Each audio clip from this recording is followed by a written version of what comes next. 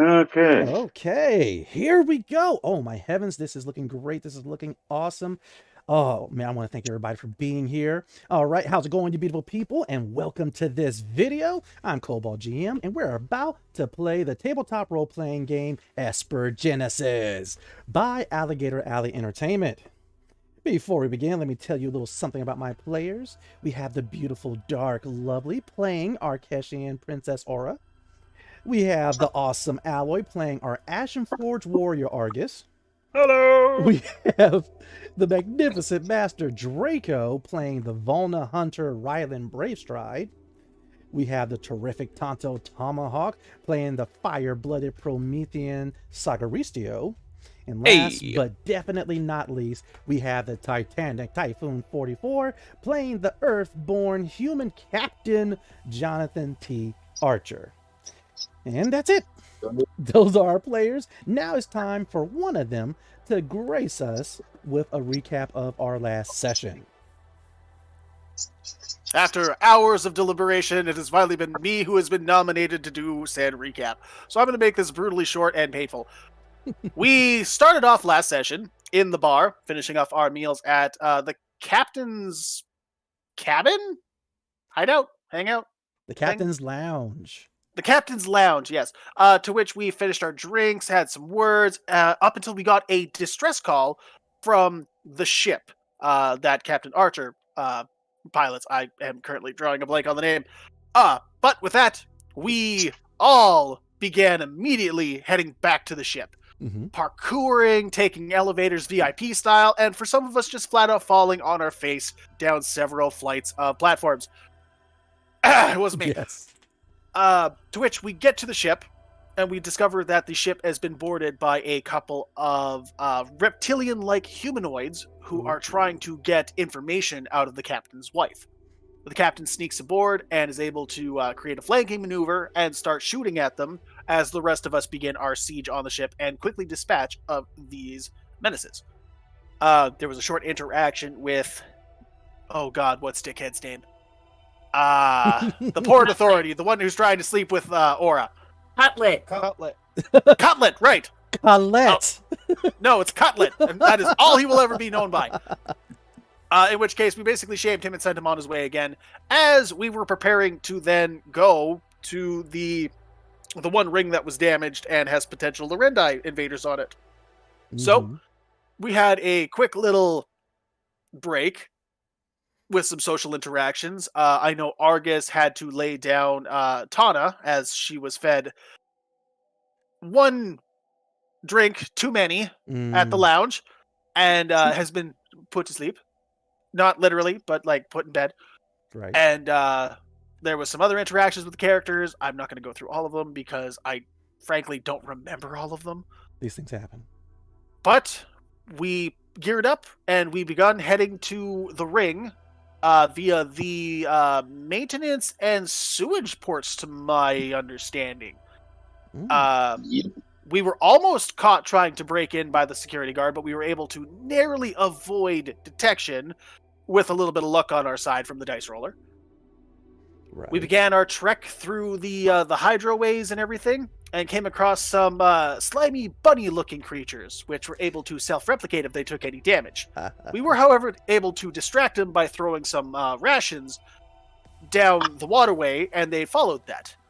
However, narrowly avoiding that nasty, I'm sure, conflict that Cobalt had planned for us, we soon discovered that was not our only threat in this area. We came across a large aqueduct and discovered, as the group has referred to as the Siamese alligator. The Sci-gator, if you would. Why did he call it the Siamese alligator? Because it's got two goddamn heads, that's why!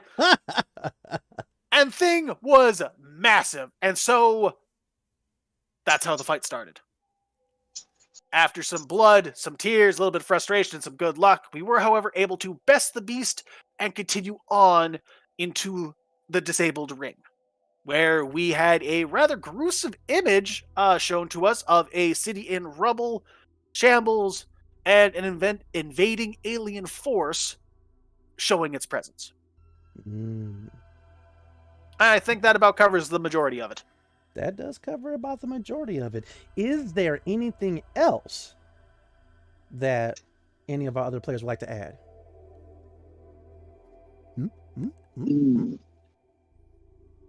I'm going to take that as a no. Slackers. I was a monster hunter. Oh, Why'd you stop? Because it died. That's complete. I succeeded at my job. right. Retirement ahoy! Most definitely. But all right. But we have everyone here. We've had the awesome crap. We had the awesome How recap. dare you! Because you talk so much of it, sometimes it slips, all right? But yes, we had an awesome recap from Alloy, aka the Alloyed Man.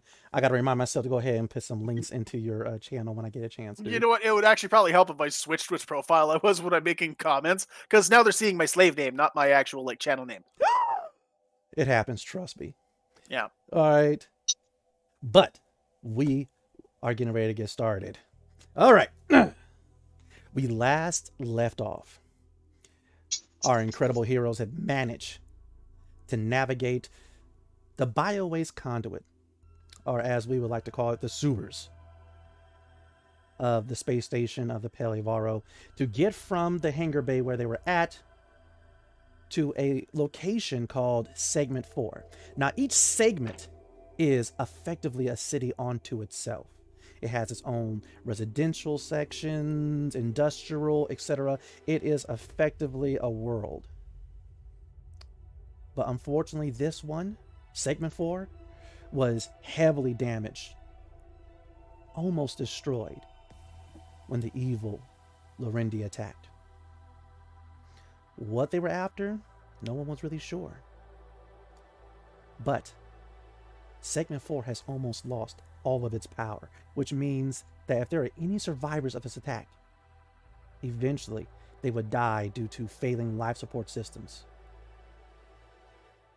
Right now, even though the heroes are here for slightly different reasons, they have become an entire segment's only chance of survival.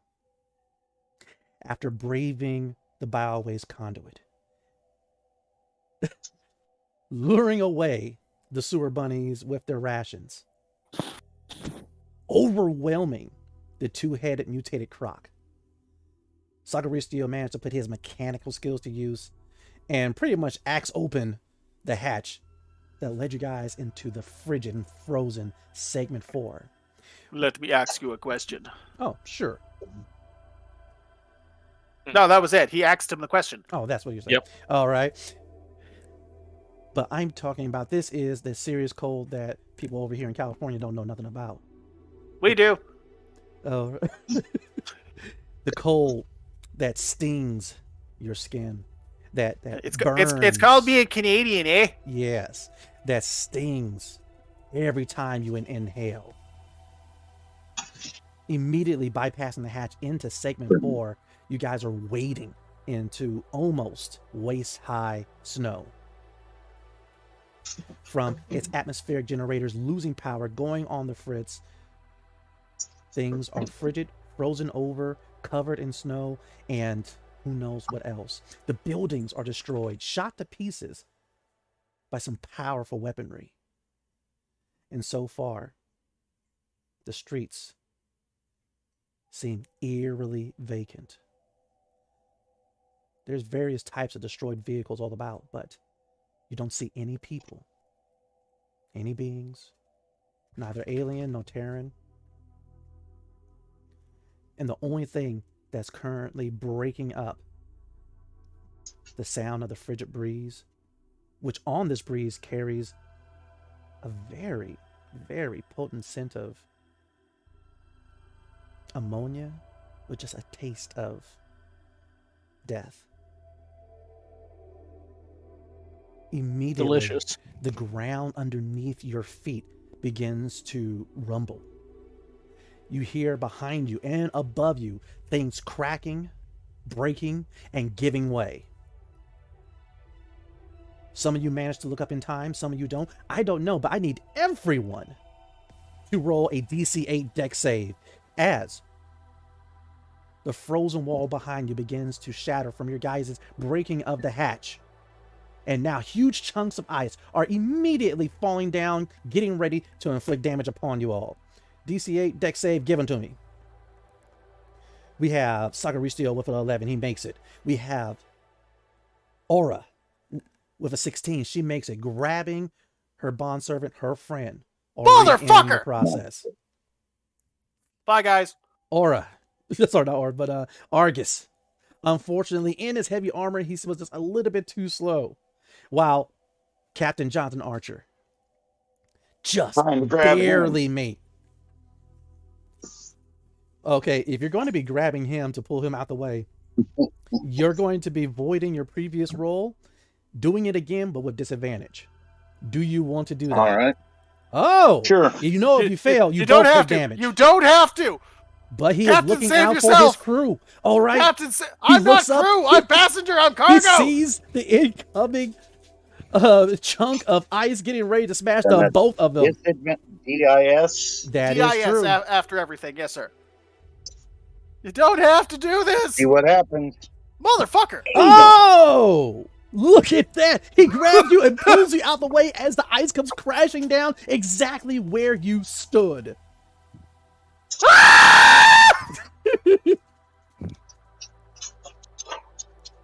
Excellent. More a good place to stand. Let's get moving. More and more chunks of ice and even pieces of shattered metal fall exactly, completely covering the hatch, which you guys used to get into segment 4. Once again, as I told you guys last time, but not this time, the air is even thin here. It is difficult to breathe. Every hour you guys remain in this environment, you will have to make a con save or suffer another level of exhaustion. Or find a spot to heat up. Aura has already suffered one level of exhaustion. But after the crumbling of ice and almost being crushed, you guys find yourselves at this frozen intersection. The path north is exactly where you guys need to go. It goes uphill, but in the vast distance, you are actually able to see along the segment wall, which would be hours away from here, as a matter of fact, the power plant for this segment. Smoke is just billowing from it. Even from here, you're able to see the small sparks, which are probably large explosions, still erupting in the distance. You would see the flash, and then moments later, you would hear the booms, further indicating how far this is from you. But something happened. As Captain Jonathan Archer grabbed Argus and yanked him out of the way, preventing him from being crushed, as Argus yelled. It seems as if something heard that yell.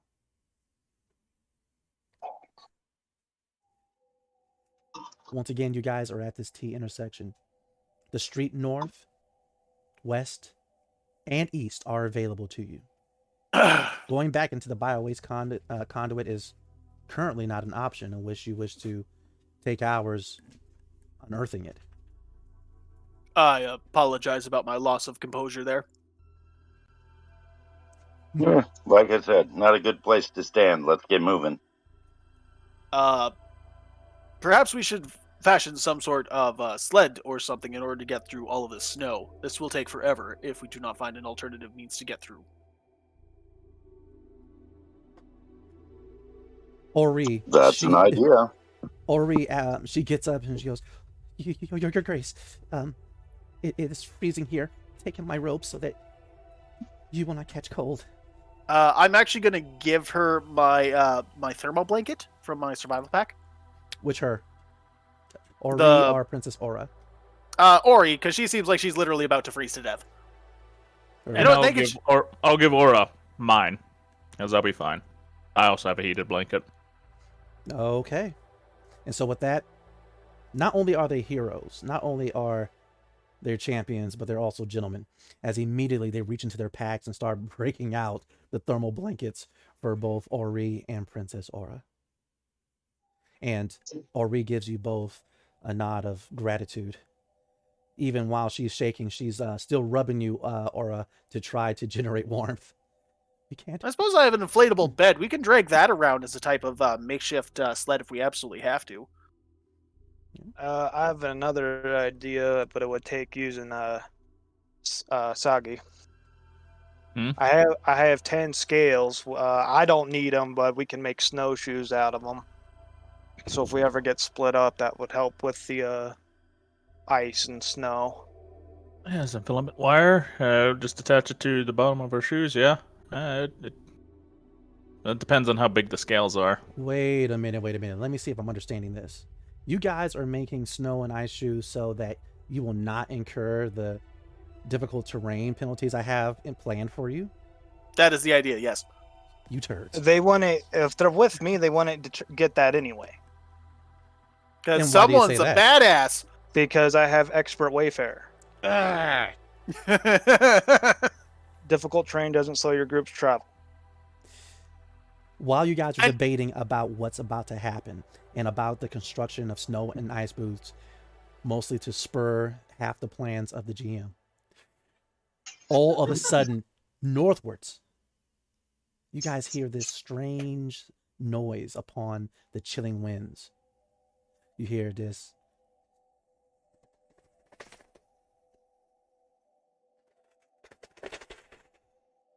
I don't know if he's actually doing it because all I hear is silence. Oh, I keep on forgetting that my noise suppression is probably canceling out my sound effects. But either way, this intense hissing can be heard. And for the most of you, you're not exactly able to make it out. It sounds as if a snake is trying to hiss while being wrapped around a jackhammer. But how the hell were you trying to make that noise then? I will show you after stream. But Captain Jonathan Archer, Sagaristio, the both of you immediately recognize that hiss. That hiss is only created by a particular type of creature, may be the word. Jonathan Archer, immediately this stirs a fear in you. Because you know that that hiss belongs to creatures, mutated creatures, known as the Seethe. Long ago. We gotta move. Long ago, there was a war on Earth. A mutagen was released that was changing innocent people and soldiers alike into horrible monsters covered in deathly spikes. Almost unstoppable. Eating, devouring people with abandon. And sometimes, their victims caught the mutated virus and rose as additional seeds. But you hear the sound of at least one, no 2, no 4, no 10, more than 10, slowly pulling themselves out of the debris and rumble from the north, drawn to your guys' location. Everyone, for the sake of keeping things organized, I need a scene break, and I need everyone to roll initiative.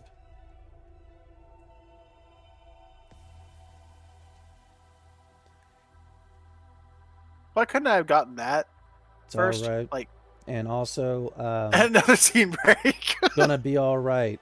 What's his face? Jesus. Rylan, you get advantage. Don't forget. Because you're an expert wayfarer, for some reason that gives you advantage to initiative checks. I thought that was a different rule entirely. Was It it? was a different rule entirely. What was the rule? No, it's expert wayfarer. Is You it? get Oh, really? advantage on initiative rolls, yeah. Huh. See, I read it maybe once, Maybe. right? Working on it. No problem. Wow. Wow.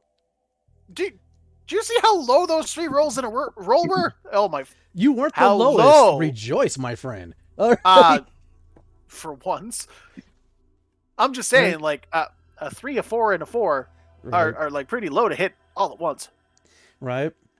But more and more of these seeds are coming out. They're just falling out of windows and bouncing off of hover vehicles, but then picking themselves right back up.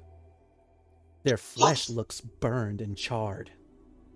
Their mouths are unhinging and shifting to the side to make room to bite off large portions of your guys' flesh. Some are not even fully formed humans. Just the virus managed to infect a pair of legs, but even it is sprouting additional arms covered in spikes.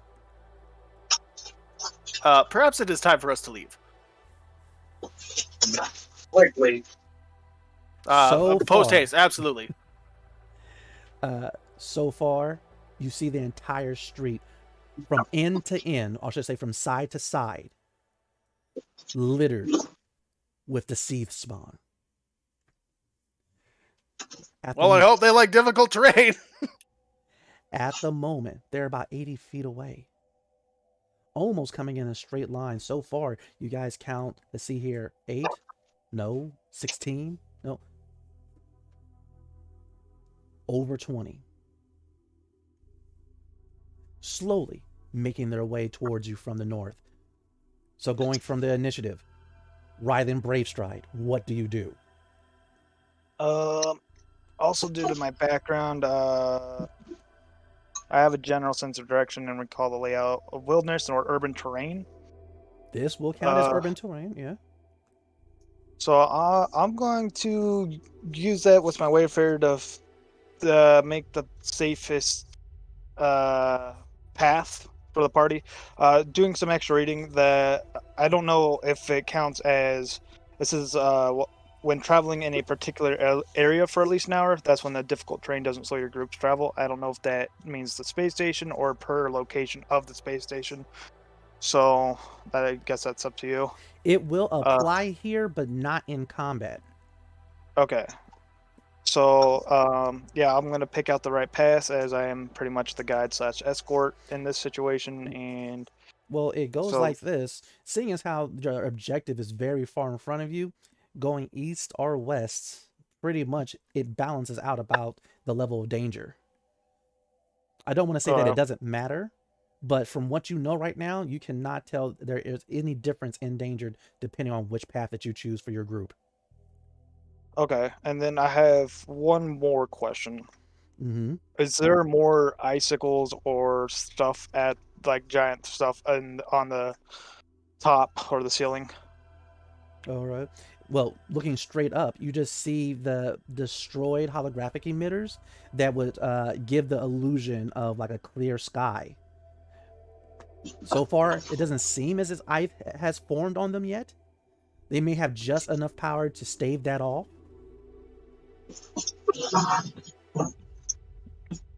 All right. Then so which one would be a higher? Actually, I'm going to say west. I'll lead them west.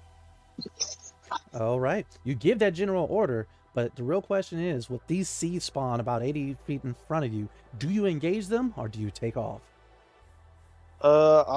I'm not going to engage them just out in the open. I think we need a more tactical position, in my opinion. Well, looking west, the street goes straight for about a block before it turns to the north. While east goes for a very long way, but there are multiple turnoffs to also head north. But if that makes a difference in your decision. Actually, yeah, it does. I say east because there's more cover that way. Okay. All right. So, do you do any other actions aside from possibly move? No, just calling out to the team, letting them know, hey, I'm going this way. Follow this path if you want to make it easy. More covered. That's my reasoning. Sounds good.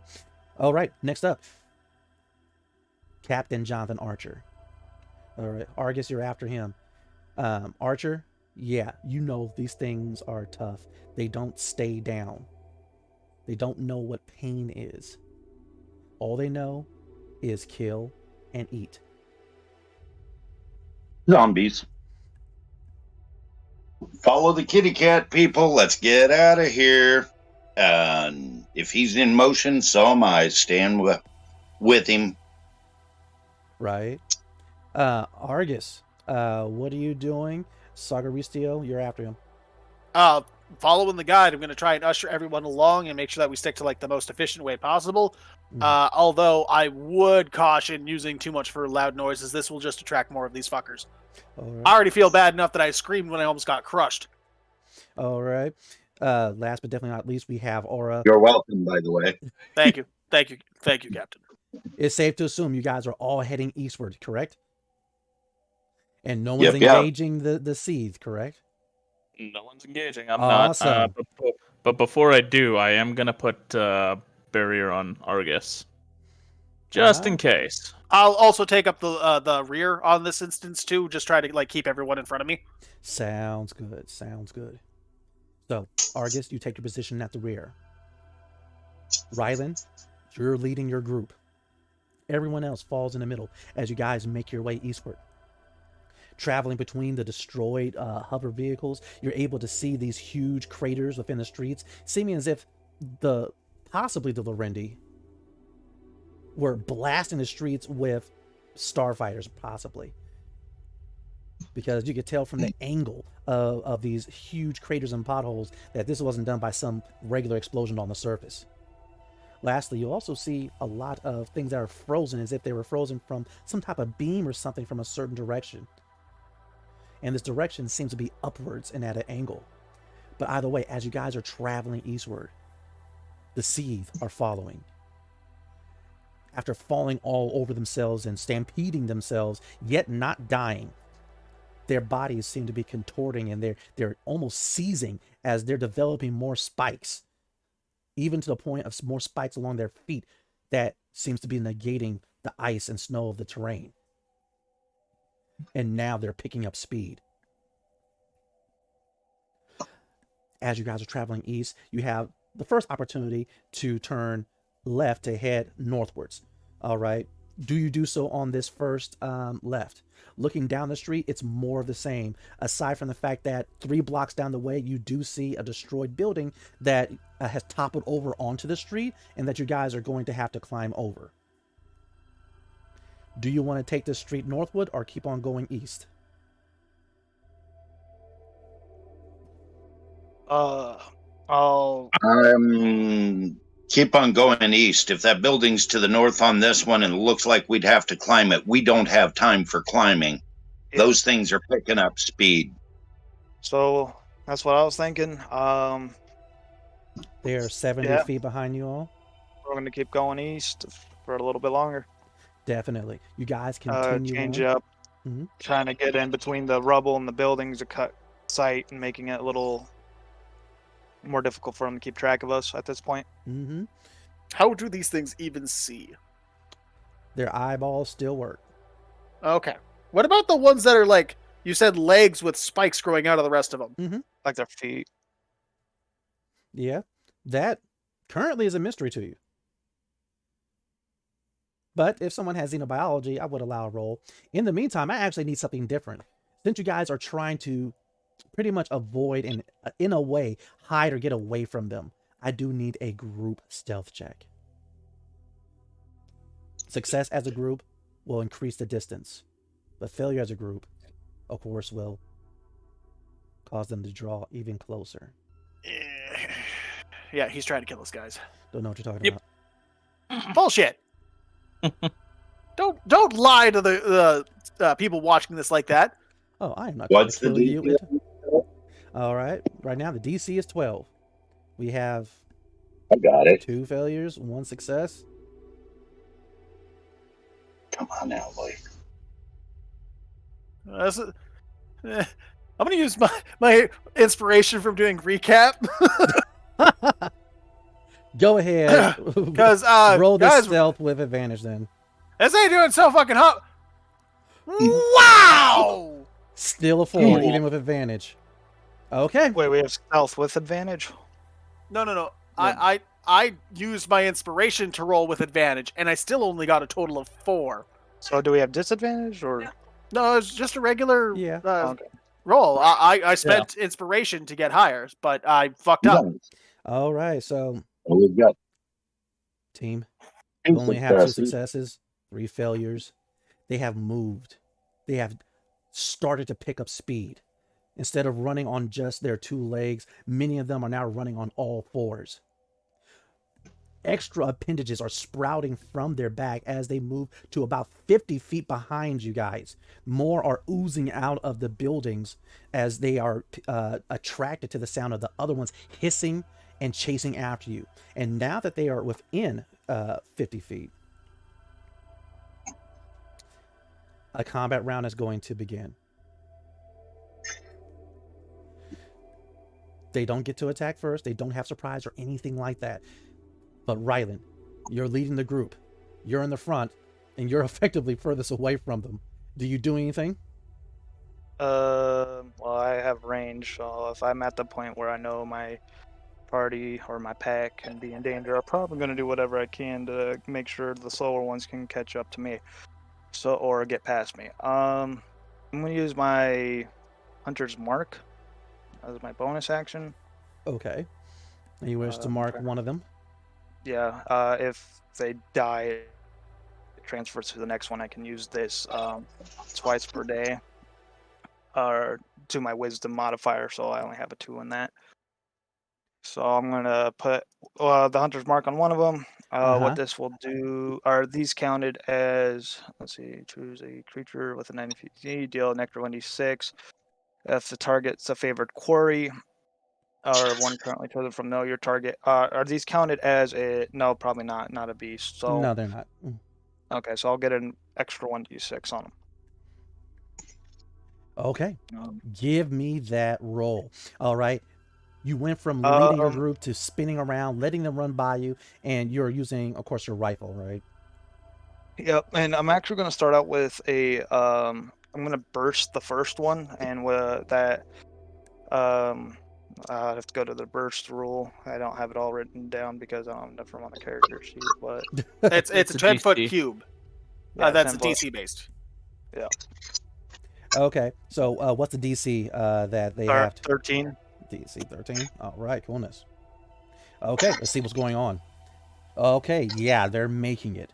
All right, you go ahead, you begin opening fire, spraying the area, and you see your rounds that are actually bouncing off their chitinous armor almost.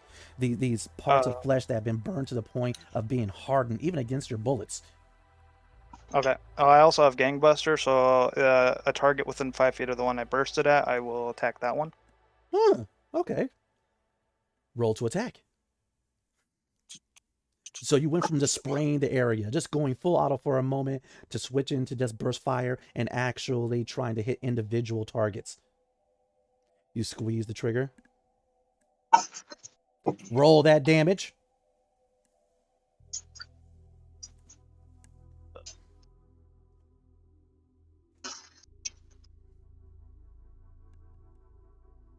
Nice. As these things are charging at you, as you spray the area, and it was effectively no good. All right, you go ahead, switch the burst, and you drill into one. It takes it all center mass, and you see it kind of spasm out and fall onto its face. And then you see it's on the verge of getting back up. You definitely heard it, and as it's getting up, you're able to see through it, but it is still coming. I'm going to quote Officer Steve here. At least I think that's Officer Steve. Run! He's opening the book! So post haste group. Captain Jonathan Archer. Well, first and foremost, Brave Stride. Is that your turn? You're done? I'm going to use my movement to keep moving with the party as I do this. So right. My full 30 feet. Got you. Exactly. Captain Archer, you're next. Argus, get ready. What just happened was that Brave Stride, who was in the front, he went ahead and stepped to the side, spun around, and started opening fire as you guys were running by him. You were unable to see what actually happened, but you know that he's probably making some progress, but nothing stops the sieve. What do you do? Continuing in the general direction, keeping my eyes peeled for any that are popping out in front of us, and pulling my weapon at ready. Well, you're looking out for any that are popping out in front of you? Mm-hmm. Dagnabbit. Seeing as how these things are kind of blackened and charred and whatnot due to the effects of the mutagen, they contrast brightly against everything that's covered in snow and white. So please go ahead and give me your perception with advantage. You just had to say it, man. You guys are smart. Why do you think you're playing with us? This is true. This is true. I do enjoy that. Desperation? No, not yet. Not yet. Not yet. He killed his last groups. Oh, we know that. Hey, shh. You know, after session. After session. There you go. You're proving your tendency online right now, sir. You're not helping your case. I don't know what you're talking about. You guys are just fine, all right? And whip, 20. Okay, cool. Dirty 20. All right, so you look forward, and yes, about 3 blocks in front of you, the seethe are coming out of the windows, peeling themselves out of destroyed hover cars. You guys are getting ready to be flanked. Can we turn north now? Well, wait a minute. Turn north. That's what we're gonna do. Since you, there was a 20.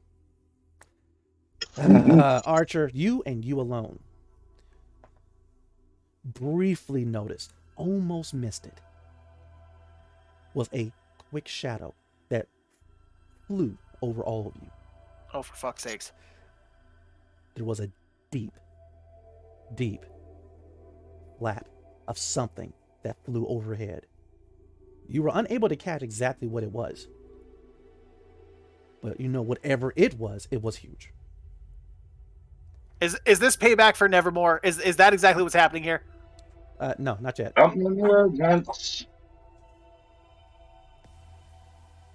So you notify the crew. You've done your action. Are you still You said you're going to start heading north? At the first opportunity, seeing as they're 3 blocks, finish this block and turn north. This is true. Okay. You notify the group. You go ahead and point towards the direction as you guys skip the first street that heads north and go on to the next. The next one is definitely clearer so far as you're able to see. But Aura, even though it's not your turn, you have noticed that there are multiple songs echoing within your mind now. There's a song right now that is not of the ancient Kesh, but of modern, a contemporary singing. And this one, it doesn't strain nor hurt. It is actually quite soothing. But the other echoes that came from ancient Keshian artifacts, it too has increased in volume, in intensity. But we will get to that. Next up, we have Argus. Yes. So, I'm going to try and look around and see if I can see anything that will cause noise behind us or off of us to help, get the attention off of us entirely. All right. That would definitely be a perception check, but I won't count this as an action. All right. I'm assuming you're whipping about real quick, looking, scanning your area. All right. For something for you to shoot or damage. Something to at least get their attention anyways, whether it be explosive barrel, for example, or something that can cause to shift and cause noise in a different direction. Okay. Pretty much anything I can use to get some focus off of our asses. Definitely. Go ahead and give me that perception, right? So just like Brave Stride, who went ahead and... 16. Oh, yes, definitely. Who moved to the side, spun around, started shooting the incoming seethe spawn. All right, you too. You went ahead and moved away from the ranks so that you're not, interrupting anyone running behind you, which at this point was only Brave Stride. I thought he was beside me more than behind me. Okay, fine, beside you. Either way, you spun around, you looked around quickly, and you saw it. One of the partially destroyed buildings, it has an exposed pillar. And you realize it's already been damaged and weakened, and if it took just a little bit more damage, that building would come tumbling down. Pew pew, motherfucker. Oh, fuck you, Avray. Well, it's an unmoving pillar. All right, you would have to get a natural 1 for that, okay? Oh, so I didn't get a natural 1, so that's the good news. Not far off. Right. Definitely not far off. Okay, so you go ahead, you spin around, you see that pillar, and you take a shot at it. All it takes was one, and immediately it explodes out under the pressure of the rest of the building, and the entire building begins to sway from side to side before finally leaning and falling and crushing the back ranks, which was probably, from what you would estimate, somewhere in the range between 30, maybe 50 of the seed spawn, leaving only about another 30 or so that's chasing you guys. Good job. Most kills of the session. Let's go. But that's just your action. You still have a move and you still have a bonus. Do you do anything else? I don't have a lot of useful bonus actions right now, but we're gonna keep fucking moving with the rest of the group. That's for damn sure. Sounds good. Sagaricio, you're next. Aura, you're gonna be after him. Sagaricio, what's on your mind? Oh, let's see. Seeing as we're making distractions, I'm guessing that one was behind us. Yes. The building Okay. collapsing was far behind you guys. It took out a lot of this almost variable wave of seed spawn that's still chasing you. And so right now, your count is so far in the 30s of how many are left that are behind you anyway. I do want to help with the distraction, so I'm going to take a quick peek around to see if I find anything as well. All right. Give me that perception. Perception-ish. Are you looking for something to blow up or something that will apply more to maybe a forging talent or something? A forging technique. It could be a forging technique, to be honest. Even something just to knock down. Like, it doesn't have to explode. Right. Give me that roll. Go Twinkle Toes. Yeah, go. Yeah, go me. And 10. All right. And so, as you guys are still hustling through this street, heading eastward, getting ready to make that turn to go northward, Sagaristo, you spin around and you quickly, your eyes dart around looking for something, anything. And with a 10, you find there are these power poles, right? That they actually transmit energy to the local vehicles so that the vehicles themselves don't need power sources. It's a type of induction energy. All right, this one is kind of flickering and whatnot, meaning that it has a little bit of juice left, and these poles typically will tip over very quickly if shot in the right way. Well, I don't trust my ability to shoot. However, I trust my ability for my assault drone to shoot. So, Bonus action, bringing out the assault drone. okay, Go, my minion, do my that's a minion. bonus act. Is this a forging technique? Yes. Oh, okay, and so immediately you go ahead and you put your cybernetic arm in front of you. Lines of circuitry and whatnot glow blue before finally these little blue particles of energy flows up from various vents in your arm. They swirl together in the palm of your hand and form a assault drone. It effectively materializes right in front of you, and you send it forward.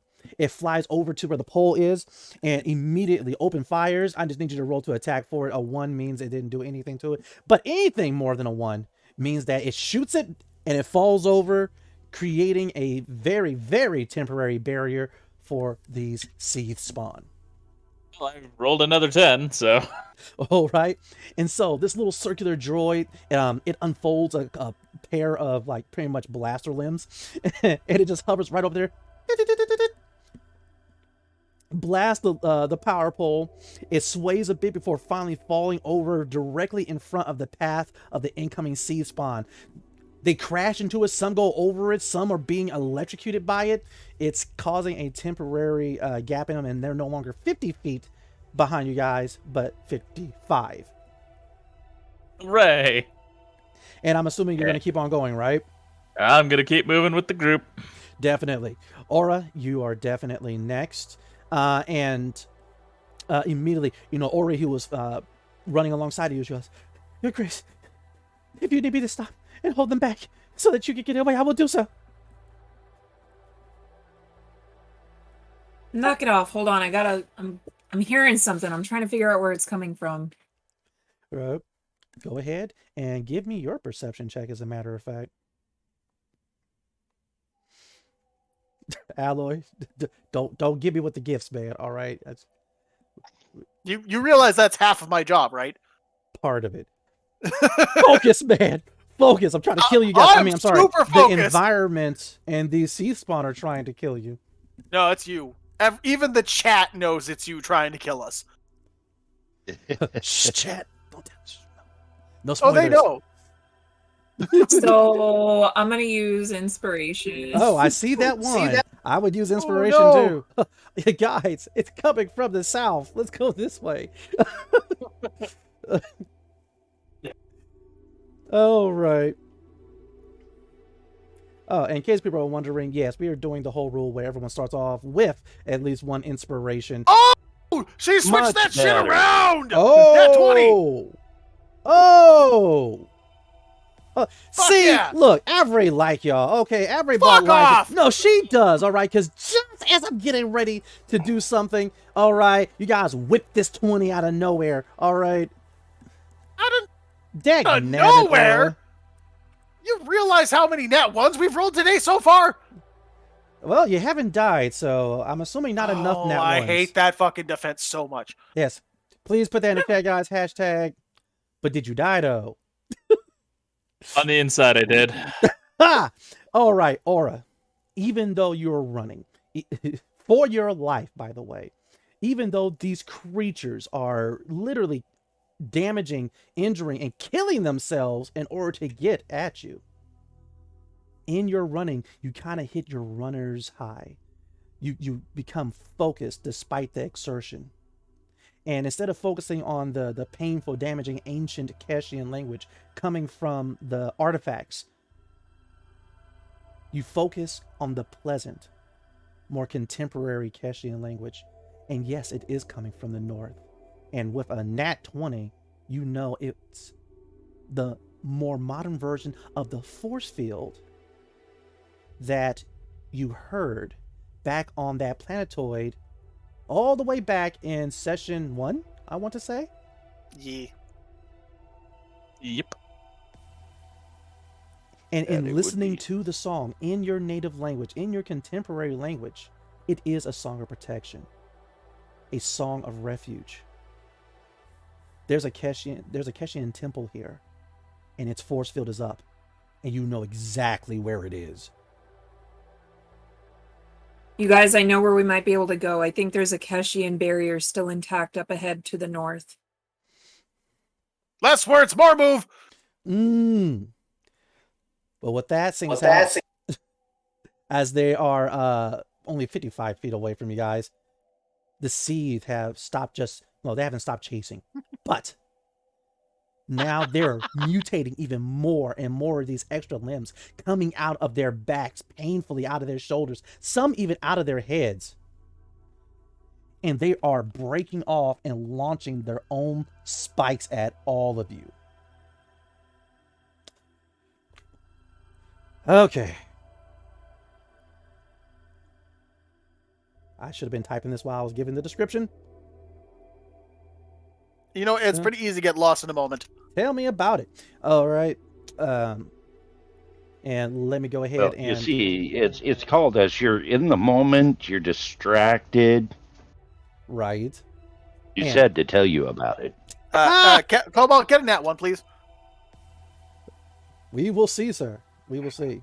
All right, here we go. And so, actually, I keep on forgetting with the Avery bot, I can actually do iterations of groups. So we will just do the first 8. Give him cold, give him ice, give him everything that's nice. So just before we start to roll out damage, I want to point out that on the stream it says my max HP is 16. It's actually 24. Ooh, thank you. Yes, I did not. We did not get your updated character sheet until today. Yeah. Yeah, because I didn't update it until like right after I got out of work. Sorry. Yeah. No problem. Chat, ignore her HP levels. All right. But it's all right. We have excellent people in chat. They're not going to be blasting me on Facebook Messenger later on like, I will. Dude.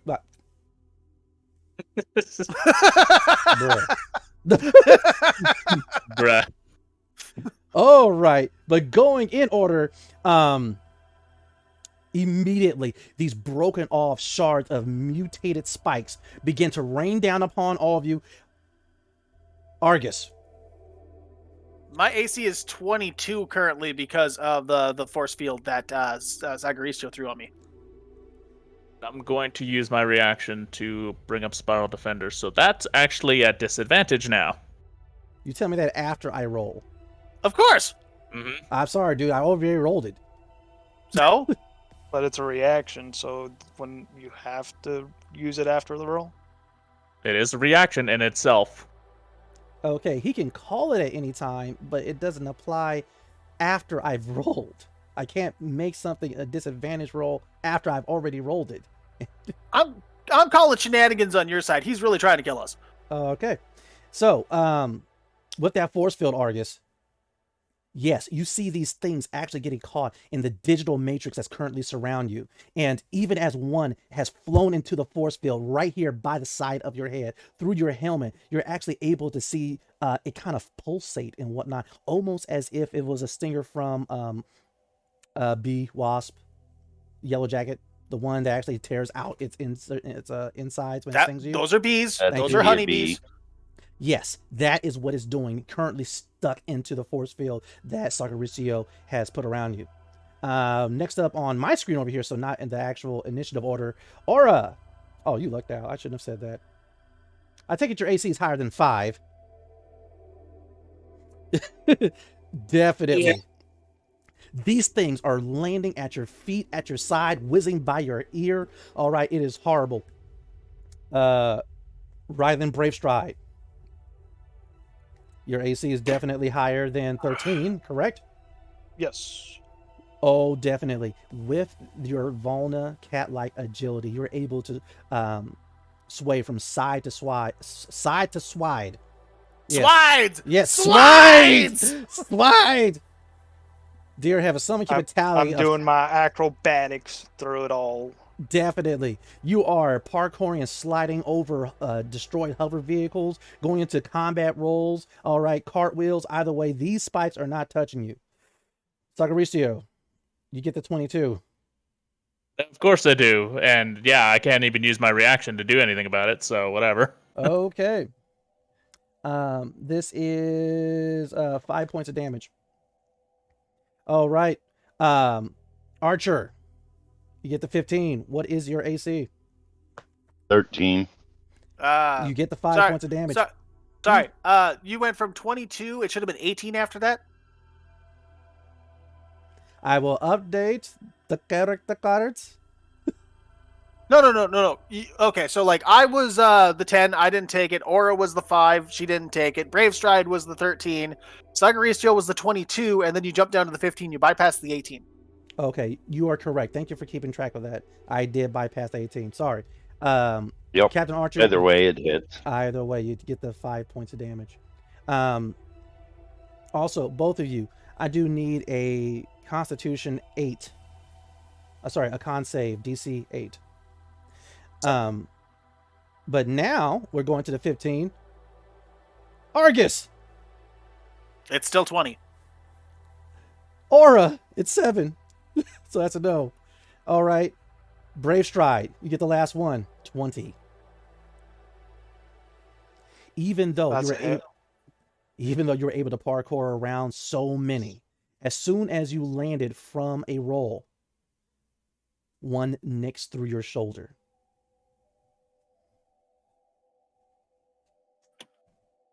Cobalt, There's that con save for you. Is this poison or disease? This is disease. Then it's with advantage. Okay. 20. Okay. Not for me. Not 20. I would like to point out, Typhoon, you have inspiration to roll with advantage before he tells you what happens. Yep. Oh, why? Because I don't want us to die unlike you bastard. Okay. I will use that inspiration. I'm not sorry, Cobalt. Okay. Better. Okay. None of you received the extra damage from the disease that is laden inside of these pulsating spikes. Just a 5 bit of damage. But with that, you guys make your turn up north. You guys do have another opportunity to do a group stealth check to see if you can elude the pursuit of these seed spawn. Every Do you be a want- whore. Do you want to do it or just keep on running and fighting? That's a stupid question. Hey. I don't know what you guys are going to come up with. It's up to you. So you guys decide Most as of a us are group. going. I feel like we're deciding as a group stealth. Yeah, it doesn't really matter whether we fight or not. I'm going to be fighting at disadvantage regardless. Fuck off, Avery! Mm-hmm. Yay. Oh, It's my equal. bad. I fucked that up. Well, okay. Woof. Okay, it's not equal yet. I'd say it's equal. It is equal. Aura, you're the tiebreaker. Oh, come on, girl. You got this. That's a no. Nope. All right. You guys make that turn up north. All right. The creatures are now 45 feet behind you. Getting ready, as you see, they begin to sprout more limbs, somehow regenerating these spikes. Getting ready to launch another volley of these things as they're drawing closer. Back to the top of the initiative order. Rylan Brave Stride. I'm going to do another burst. DC saves 13. Sounds good. I am just going to do this one roll for the entire people in that burst. Cool. Yay! Oh, what is the damage? I got to roll on that. But as a bonus action, I'm going to be using Shrapnel Cloud, which is a forging technique. Oh. I just put it in my thing. Nice. One operation. Next, it says bonus action. Oh, and the next time you hit a creature with a ranged weapon attack before the effect send a cloud of sharp metal flechettes burst from your ranged weapon or ammunition. In addition to the normal effect, the target of the attack and each creature within 5 feet of it must make a dexterity saving throw. A creature takes 1d10 piercing damage on a fail save or half as much damage on a successful one. You said on the next successful attack you made on it? It just says next time you hit with the creature with a ranged weapon, and it says activation time is one bonus action. Yeah, so you'd be starting that ability on them, and it'll be the next time you strike them, they explode into rivets of steel. Well, I have Gangbuster, so I can still make another attack to do that. Is that a bonus action? It's just an extra attack I get for having Gangbuster. No problem. Go ahead and make your extra attack. We're going to say that you went ahead and used the effect of Shrapnel Crowd, then shot it. And so as soon as you went ahead and did that burst against these sea spawn, those 4 that you went ahead and began to riddle with rounds immediately exploded, and their own spikes started shooting out into different directions, while the rounds that you went ahead and actually hand loaded into your rifle were from these special pouches in your hunter's rig. What's up? Do you want me to do the damage for the burst still? Yes. Okay. So we'll do that first. Yep, do the damage for the burst. 6 points of damage. And do the damage, the 1d10 for the shrapnel cloud. That's just a d10. Just a d10. This might do it. Oh, okay. Okay. And make you have Game Buster, so roll to attack again. Those original 4 that you initially hit with the burst, they've actually been bursted apart. Limbs, head, torso split. You've actually killed around 4 of them. I still have the most. One of those with the hunter's mark on it? Yes. Okay, because I forgot to do the hunter's mark damage, but that's fine. That would transfer to a subsequent creature. So, if this hits, I'll roll it on that one. Right. So go ahead and roll again. You stop. You begin immediately take the clip out. Take out a special clip out of your hunter's rig / vest. Slap it in. Pull the slide back, and they are just exploding in the wake of your carnage right now.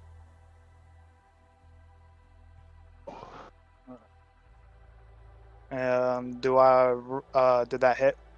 Let's see here. What, a 22? Yep. Yes, definitely. Roll the damage. And don't forget the damage from your hunter's mark. Or, yeah, it's hunter's mark, right? Yeah, 5 points of damage. Okay. You definitely shoot off one of its arms, but it just kind of like stammers a little bit in its gait before it continues running towards you. And then I'm gonna use my full move, 30 feet again. Are we getting close to the tower or the place we need to be? So far, looking down the street, not that you can see. I'd like to point out we've made it maybe 3 blocks. Yeah.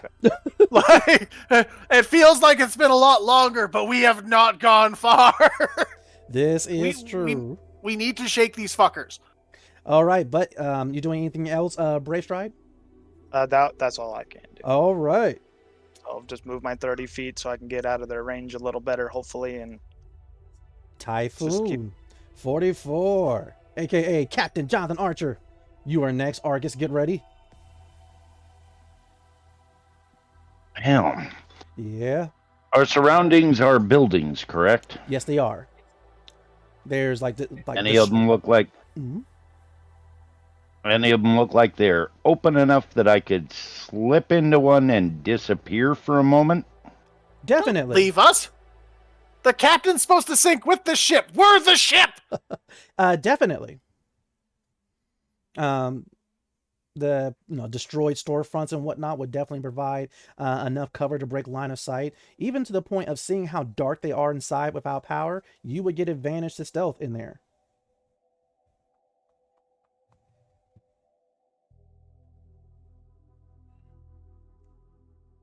Oh, where? Almost. I messed almost. that up It's somewhere. all right. It's all right. Yeah, I forgot the R. Hey, it's all good, sir.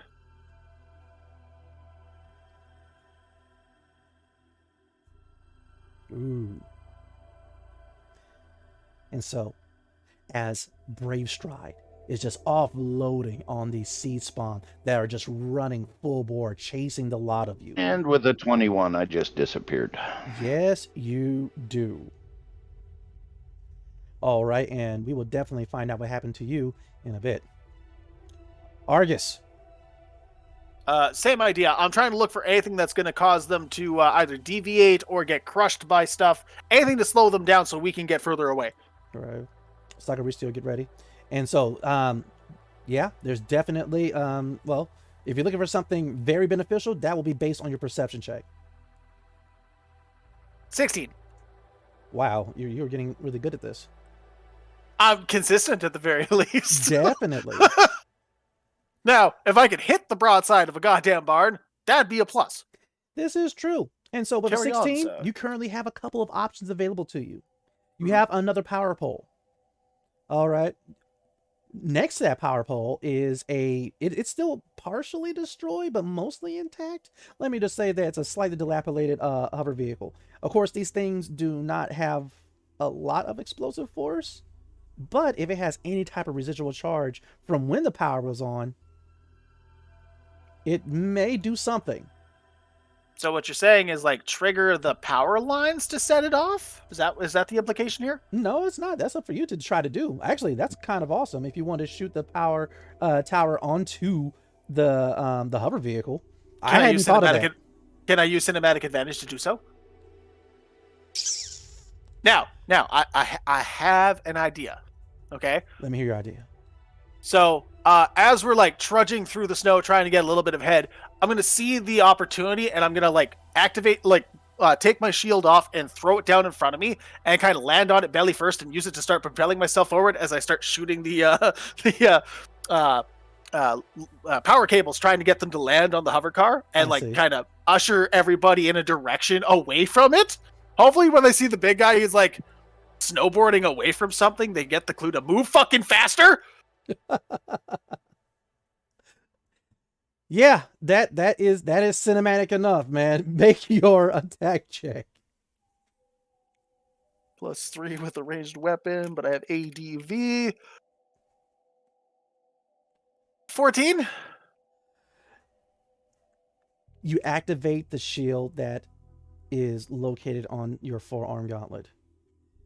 It immediately digitizes into existence. You detach it, toss it onto the snow, jump onto it, belly first, like you say, and begin blasting at the various power towers. All right, causing them to collapse and fall onto the hover vehicles, causing this overcharge of what's left of their battery, and all of a sudden, multiple explosions go off right behind you guys, slowing down the seed spawn. There's currently a very quickly dissipating wall of fire between the group of you, minus Captain Archer, and the seed spawn. You guys, if you want, you can take this time to actually roll for stealth with advantage because of the fire blocking line of sight, or you guys can change tactics and go on the offensive, because they will have to wade through that fire, damaging themselves. Okay, maybe nope. I'm not recommending the whole option where we stand and fight. Okay. We disengage because we can deal with these fuckers later. There's way too many of them, and the more noise we make, the more there's going to be. My vote's stealth. And I'm not good at stealth. Well, if it's going to be rolled at advantage, I'm at least not going to be rolling at disadvantage. Yeah, Cobalt, are we rolling stealth at advantage? Yeah, I said it, at advantage. You guys have a break in line of sight. Sure. You guys can. There's more things in this area to actually hide behind. Is there? There's a way to like. Yeah, I'm using my inspiration. Could I like tell them like ways to be stealthier, like using shadows and dipping yourself in the snow, like trying stuff like that? Assist with, in other words.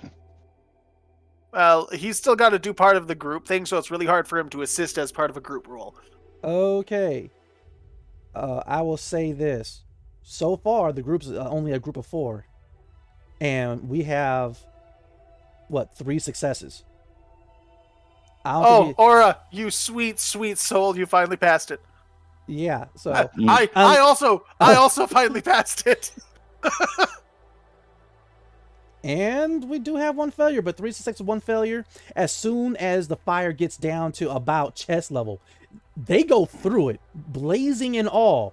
And as they charge through the flames, even though it is further cooking their charred flesh, they stop for a moment because now all of you are gone.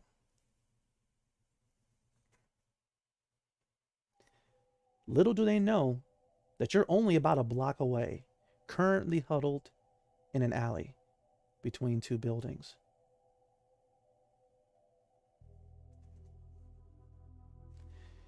Aura, you know all you have to do is get to the other end of this alley, make a right, and probably about half a mile from here is the protective force field.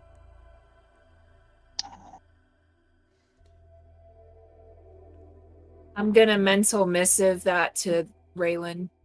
Mm-hmm. Brave Stride, you have the mental instructions. You know where to lead the rest of the group, but now you realize you're missing one of your party. That's okay, because before all this, we actually connected our communicators, so I'll let them know where we're at. Mm-hmm. And that the princess has given me information where there is a safe zone, and that is where we'll be heading. Definitely. With these For now. stealth rolls, you guys are able to quickly yet quietly navigate this section of segment 4.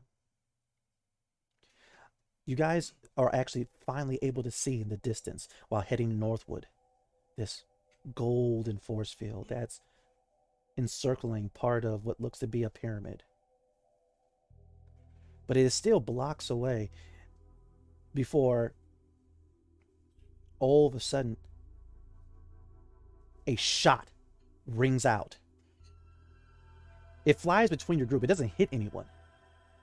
But immediately you start to hear the clicking of someone still pulling the trigger from an alley to your guys' right. I flip him the bird. Right, you go ahead and you turn and you give him the finger because apparently that's an Ashen Forge thing. Missed me, bitch! You hear? Seeing as I'm not you're directly not with the group. Yeah, you're not there just yet. But we get to you though. But Mm-hmm. with that one shot sound, missing, go ahead. I'm not going to even hesitate. I'm going to run up. I'm going to hit him with the butt of my rifle to knock him out, throw him over my shoulder, and fucking keep moving. Okay. And so after the shot, you look down the alleyway, you rush down there. Argus, you see it's another Ashen Forge, actually. Is it the asshole from earlier, or is this a different one? This is a different one. Immediately, you see Brave Stride dashing over there, getting his rifle ready, and this Ashen Forge is in a bad sort of way. His skin, his gray skin, which receives its tone from the ash that is used in your guys' creation process, is heavily cracked, like a hard-boiled egg that's been rolled over 100 times. If he lives, we'll have a conversation later. He's nothing but a head, a left arm, and portion of a torso.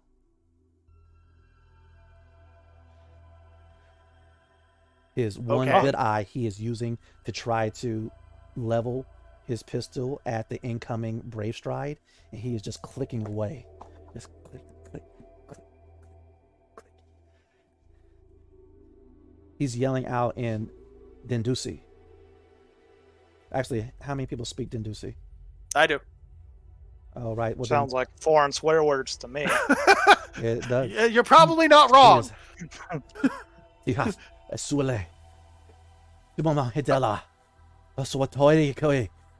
But while it's gibberish to the rest of you, as Brave Stride, exactly, he is saying, "Come on, you Seath. I will fight to my dying breath." Not Seath! Not Seath! I'll yell in Dendusi. Brave Stride, no! do you still try to knock him out? Because seeing the condition of his head, you might do more than knock him out.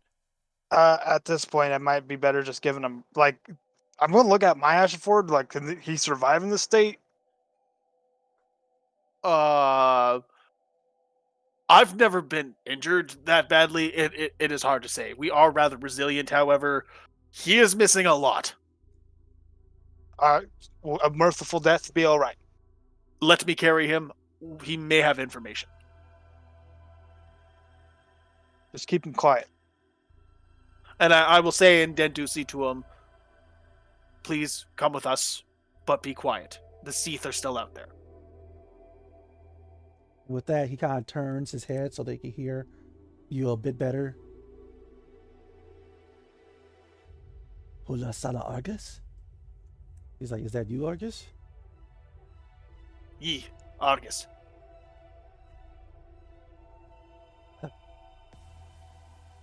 Completely into Ducey. He tries to do the Ashen Forge salute. I will see what he's doing. I'll give him the salute, and I'll pick him up and try to, like, nestle him-ish on my backpack, trying to keep his good ear towards my mouth. Yeah. No, sir. I must protect them. If I... Who? The child. Details. She is an initiate at the temple. Kesh. Short. Green-skinned. Robes. We are heading to the Kesh temple now. Commander, what are these things? I am unfamiliar with them, however, my cohorts seem to have more information. They are quite hard to take down and numerous. We need to be quiet, we need to go now. Commander, if I don't make it, can you do me do me a favor? What do you ask, soldier? I never told her how I feel. I was waiting for the right time, sir. He goes ahead and he's trying to turn his hand to tap the gauntlet on his left arm. It's like he's trying to activate a hologram, but he can't flex like that to do it. I'll help him. With the remains of this Ashen Forge on your back, you tap his forearm gauntlet and activate the hologram. And it is of another Ashen Forge. Female, and you remember her. She's a Sergeant First Class Silva. You did serve with her, but she decided to leave the Corps before you did.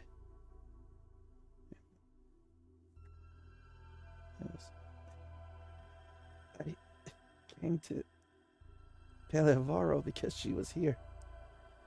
She was here? Yeah.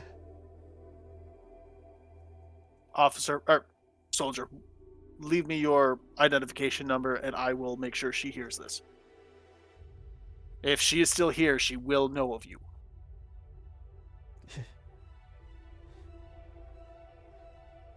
She's really good with a sword. I was gonna try to ask for some lessons just to get to know her. Identification, soldier! Right.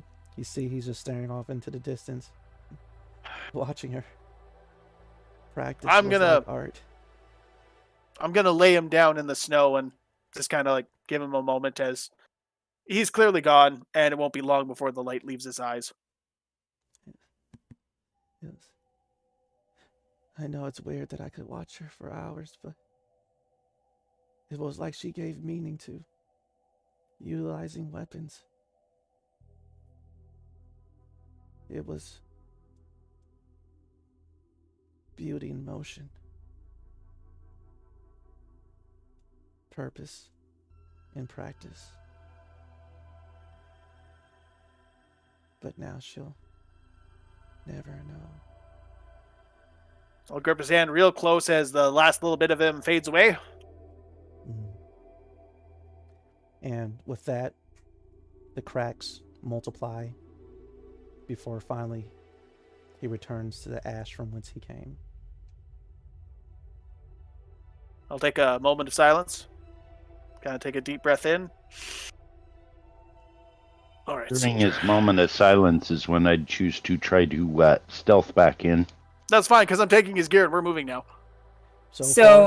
Aura would have been watching very, very closely with the private intention that if she ever meets Silva, she's going to mind meld with her or share vision with her so that she gets to hear his words herself. That is beautiful. No, it is up until you find out that us somatic types don't care much for that. You say you take his stuff, and so far, aside from his gauntlet and the gun that he had, the only thing left was where his heart was. There is a sorium implant, and it still pulsates with golden energy. Just whoa. I will definitely take that as well. And as soon as you take it to put it away with your stuff, it flashes first gold, then red, before finally disappearing somehow into you. What? It just broke up into red particles of energy and just flowed into your form. We'll figure it out later. We have to move. That gunshot. Is this how you get STDs? Probably. Let's go. I'm gonna stare at my hand as we're waddling through the snow. But with that, even though that gunshot did alert things, and you guys heard that hissing sound that the seeth made far off in the distance, possibly closing, you guys turn to face the direction of that golden force field that's surrounding that pyramid, and you see Captain Archer leaning back against the building like he'd been there the whole time in front of you guys. Captain. What are we waiting for? Let's go. That's over with, isn't it? Trudging through the snow. It does take almost an hour. And with that, I do need just one more Constitution save, DC 8.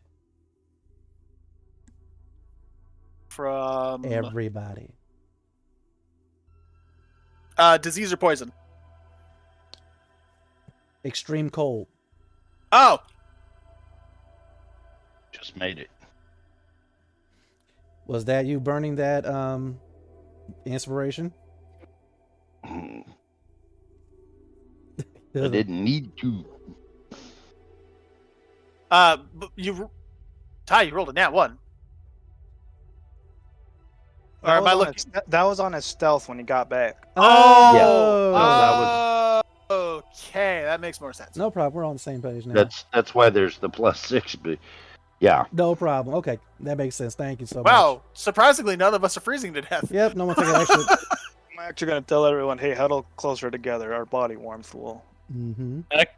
Actually, would Aura have to? Because she is wearing the heated blanket, as is Yeah. Ori. Oh, you are so Aura, right. Aura and Ori are both wearing heated blankets at this point. Definitely. So yeah, you're right. They would not have to do it. But with that, you guys have finally made it to the exterior of this swaying kind of. It's almost as if these symbols are flowing along the almost see-through force field surrounding this temple. Now, the rest of you are unable to hear anything. You just see a kind of goldenish force field that is circular in nature around this pyramid. But of course, Aura, you do hear the song of the Kesh. Oh, be right back, guys. Actually, I was getting ready to say, this is actually the perfect time for us to take a break before we proceed to see how you guys are going to get through this force field and into the Keshian temple. So, I will see you guys all back in about 5 minutes. Ooh. sounds good.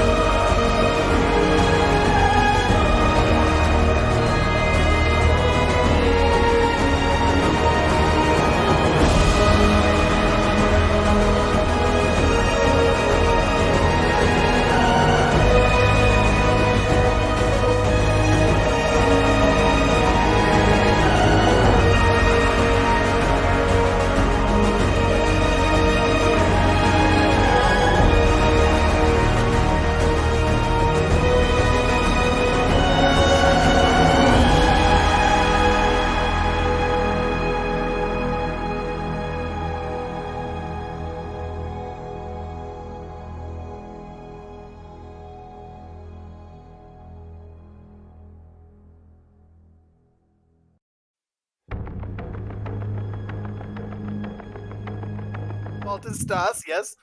Okay. So, we are back, and our players have just made it to the outside of a force field that surrounds a Keshian temple. Hopefully, a place of refuge, a place of safety, away from this damaging cold, and more importantly, away from the Seath spawn. Our viewers are supporting us more than you, Cobalt. Well, that's their job, all right? They At least want you someone loves guys us. to survive and succeed, and Don't let the heroes die yet. yeah. Don't why stop being heroes when that's the case. Please don't let us die, yo. Yeah, I might pull the DC Comics and have them vote whether you guys live or die one day. The masses will keep us alive. You know what? It's funny because they did that to Jason Todd, and he came back as a better character. He did. Right? Hell, they did that to Carmine in Gears of War, and he came back a better character and more badass. Okay, first of all, those were all different Carmines. They were. A, But B, the one they C. voted to live was the badass one. Yes, he That's was. All right. Unfortunately, his niece didn't fare so well in Gears 4, but that's beside the point. Anyways, Now I really got to play that. But getting back to it, guys, like I said, we find ourselves in segment 4, in the freezing, biting cold, right outside this force field that seems to be protecting this golden pyramid that is a Keshian temple. Inside this force field, there's no snow. There's not even any damage.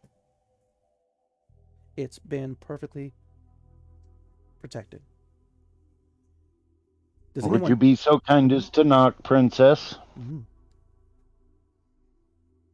Maybe talk to it about the latest fashions, and like the last one. So I'm gonna Anything with the color barrier. purple. Say that again, Aura. I'm gonna approach the barrier, and I'm just gonna start singing back the hymns that I'm hearing. Definitely. As soon as you begin to sing, it resonates with your voice, and it begins to part and open up. Immediately, this warm air comes flowing out, slightly tinted with the smell of lilac. But either way, the warm breeze is definitely welcomed. I see this one prefers the spring lineups. Gotcha. like Right? some a little spicier. And of course, I assume you guys head on in. Oh yeah. Mm-hmm. Excellent. I got Nowie. Just stroll through the main door like. Right, you guys pass this force field and into the warmth of pretty much these gardens, or this yard that is surrounding this about 3-story tall Keshian pyramid. Immediately in the doorway, one of the double doors partially slides to the side, and you begin to see people peeking through. It only happens for just a moment before another woman, she's Kesh, green-skinned, lithe and elegant. She comes rushing out wearing the yellow, humbler robes of a Keshian priestess. Her eyes are wide. She is so happy to see you, specifically, Aura. She rushes out and immediately stops about 10 feet away. Your visage is upon me as mine is upon you. Your Highness, we thank you for coming to save us. We didn't think anyone was going to come. We've been praying. We've been praying to the triumvirate that to send someone, to send a sign, and you are that sign. Immediately, this woman falls to her knees, and she is just completely grateful and thankful just for your appearance. Aura, what do you do? I'm gonna just think to myself, this is why I get mad at the way things are run. So I'm going to approach the priestess and encourage her to stand up and say, tell me what's been happening. It was Princess Aura, Your Highness, the grace of the crash. The Lorindi have attacked. We do not know how they got here, where they have come from, but somehow they managed to get inside of this segment. The defending mechs of Pel Ervaro were dispatched, but the Lorindi quickly overwhelmed them. Their Esper abilities were just unstoppable. We know they pretend to be gods, but we began to believe. She points over towards the west, and one of the 3-story humanoid robots that are piloted by the Defense Force is pretty much using several buildings as a mattress or as a deathbed. The entire front of it's been torn open. Blaster damage along all of its limbs. But that was only the beginning. We don't know if the Lorindi did it or who else. But this black stuff was unleashed and the people started to change. I remembered our protocols. I remembered what to do in crisis. I gathered as many people, Kesh and non-Kesh alike, into the temple. We activated its defenses, and so far it has kept us safe, but more than the Lorindi are out there. There's something large that flies and it flaps. Yeah, I saw that. Any idea what that is? Aside from now, we've been too afraid to venture out to look. But it roars and it frosts. The Lorindi, we hear their cannons still going off in the distance. And these creatures, these black and burnt creatures, have just been growing in number more and more.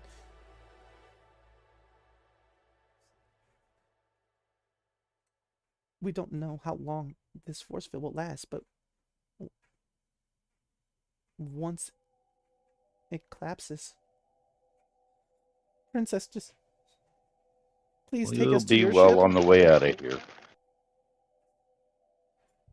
How many people are here?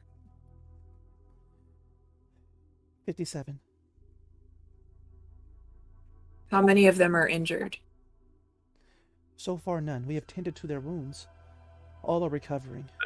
But we are short on supplies.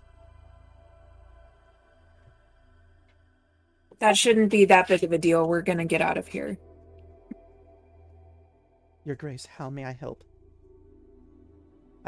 From here, of course. Well, do you have any maps of the city? Oh, of course, Or of section? course. Definitely.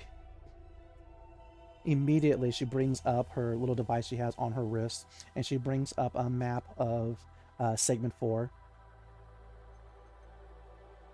And she transmits it to you.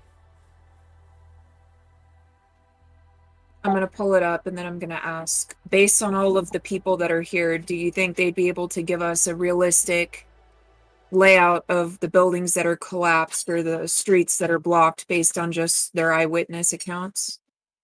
I could begin to talk to them and ask them, and I'll begin to update the map immediately, Your Grace. I think that'd be a good starting point, and that'd be a lot of help. Thank you. Also cloaks. Say that one more time, Brave Stride. Also cloaks. Yes, of course. It's cold out there. Immediately, she salutes you, Princess Aura. She goes, "Your visage is upon me as mine is upon you." And she rushes back inside. Wait, priestess. Yes, Ashen you are not... I'm sorry. Yes. We had run into an Ashen Forge outside of the barrier. Said that there was a Officer Silva that was here recently. Is she still here? Oh. Ashenforge, yes, to answer your question, she's not with us, though. She was helping gather survivors, but then the Laurenti attacked and cut us off. I think she has been taken captive by them. Where was her last location? Further north, I can mark it on the map. And with that, she goes ahead and brings up the holographic map. And as she updates hers, it updates the one that was given to Princess Aura, of course, in real time. This is also where we heard the sounds of a heavy blaster.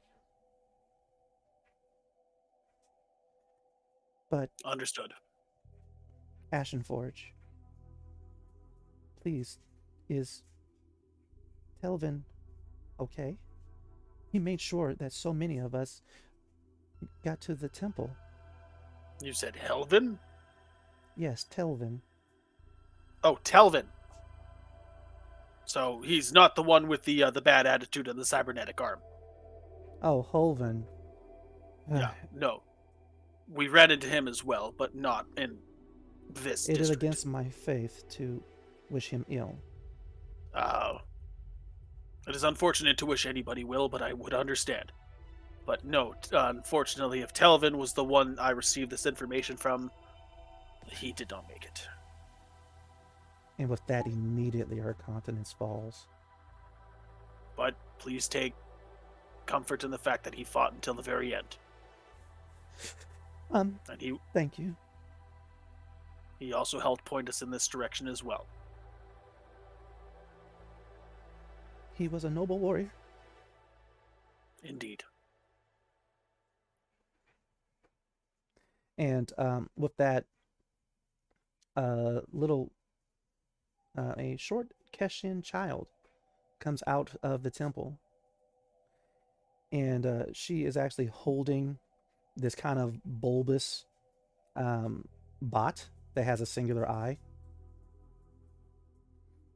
But she comes over behind the priestess and then to her side, and she's looking at the priestess who's gathering her composure.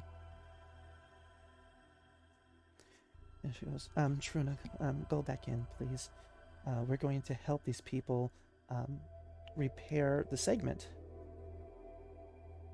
And with that, the little girl looks towards you, Princess Aura, and her eyes get huge. And then she whispers over to the priestess, "Is that the princess?" Yeah, it is. And with that, she kind of like hops, and she looks towards her little bot, and she goes, "Yati, it's the princess. I told you. I wish we were going to meet her, and we're meeting her right now." Okay, yeah. And she goes ahead. She puts the little bulbous ball droid up in front of her, and it kind of hovers. And she looks in this reflective eye, and she's like making sure she's all nice and pretty. And then she pushes it way over to the side, and she goes, "Your visage upon me as mine is upon you, and you're pretty." And with that, the priestess is like, "Oh, this is so embarrassing. Your Grace, I am sorry." No, she's cute. I like her enthusiasm. All right. The little ball kind of hovers back to her side, and it's just like, yeah. And she goes, oh. And this is my friend, and she holds the bulbous bulb in front of her. This is my friend Yadi. Say hi, Yadi. Well, it is lovely to meet you both. Oh no, all the lovely is mine? That's what I'm supposed to say.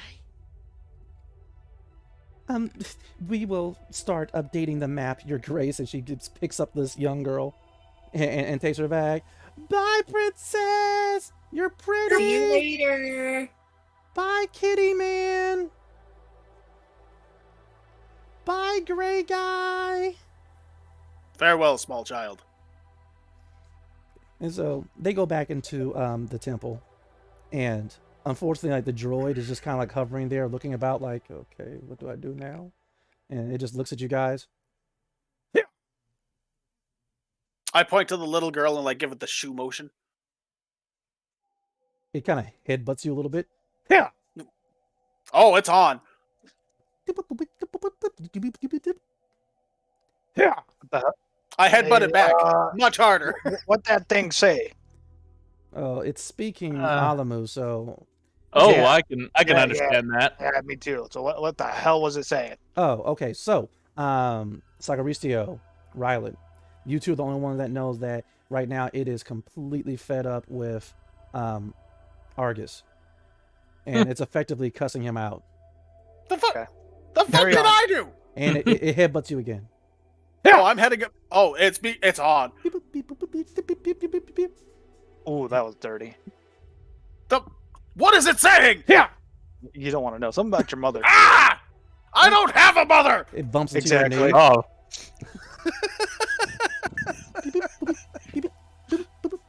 I'm going to smack it with a shield. almost good. All right. While he's having this fight Yes. with a robot, I am gonna go find a nice spot to sit, and I'm gonna pull out a sim unit. I'm gonna use the sim unit. I don't know if you know what this is for. It's typically it's a glorified cell phone that you can use to connect to the internet. Yeah, Yeah. pretty much. It's rigged attached to a headpiece that allows the user direct access to the Silyran intergalactic matrix. Yep. I'm like so pretty much I'm going to use this to my advantage to actually learn to like a virtual class or find like a virtual library and learn about these creatures what we just faced. I see. That sounds good. So while you're doing that, let me go around the table here, as it were. Argus, Yeah. are you slamming your shield into this poor little droid just to get it away, or to quote unquote deactivate it? If it headbutts me one more time, I swear to God, it's getting deactivated. So right now I'm trying to push it away. Okay. Yeah. So you're dealing with the droid. Aura, what are you doing right now?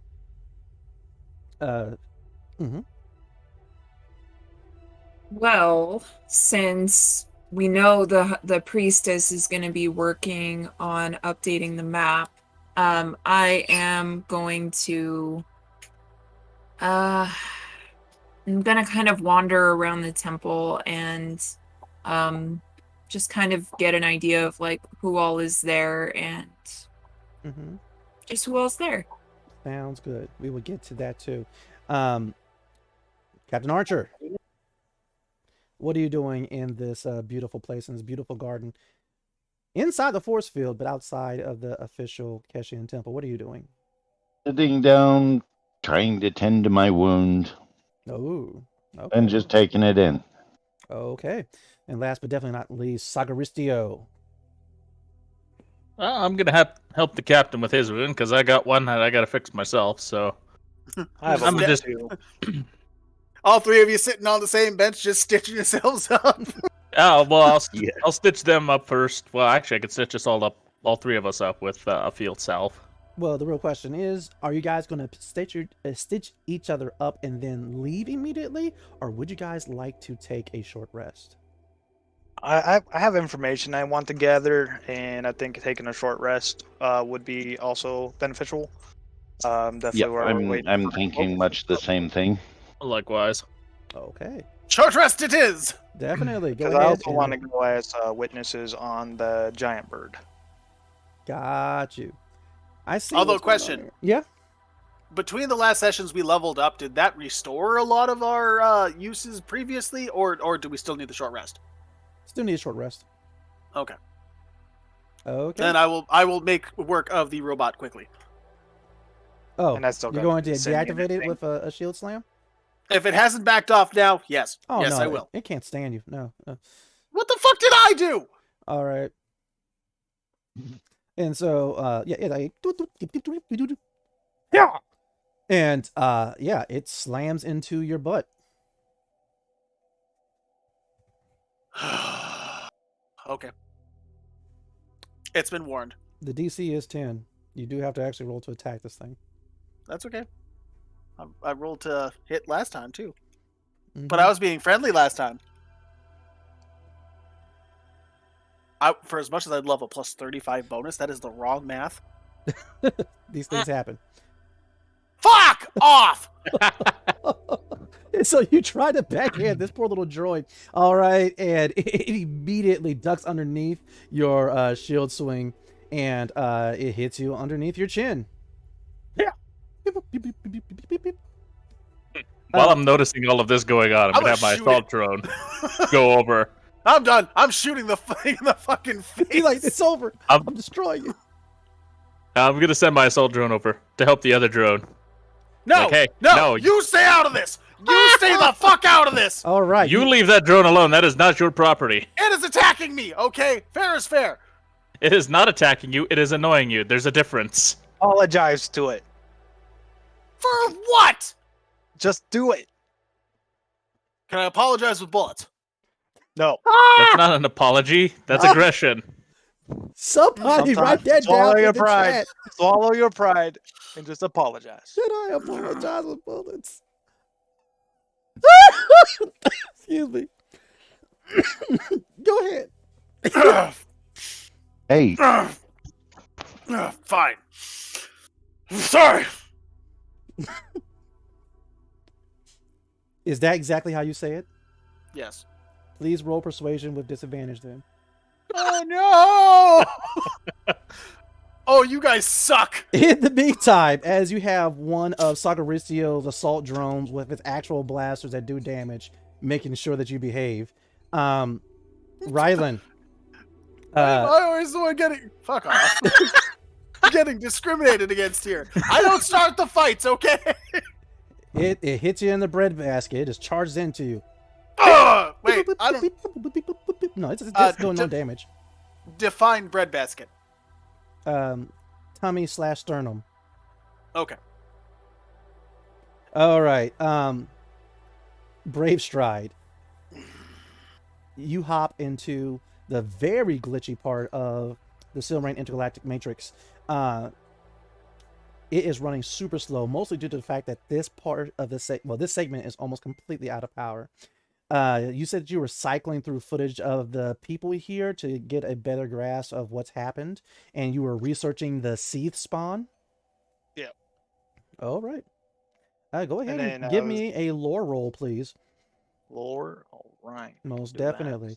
While that's happening, Aura, you and Ori head inside the actual temple, to which the Kesh that are in there, they of course give you the traditional greeting, but just your presence alone is inspiring hope.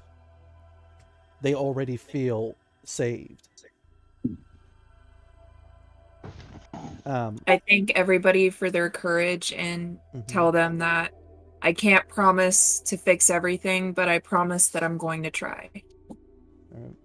Because they really thought, I mean, they are on the edge of the Silrain arc. They are effectively one step away from just being counted as beyond any hope of salvage.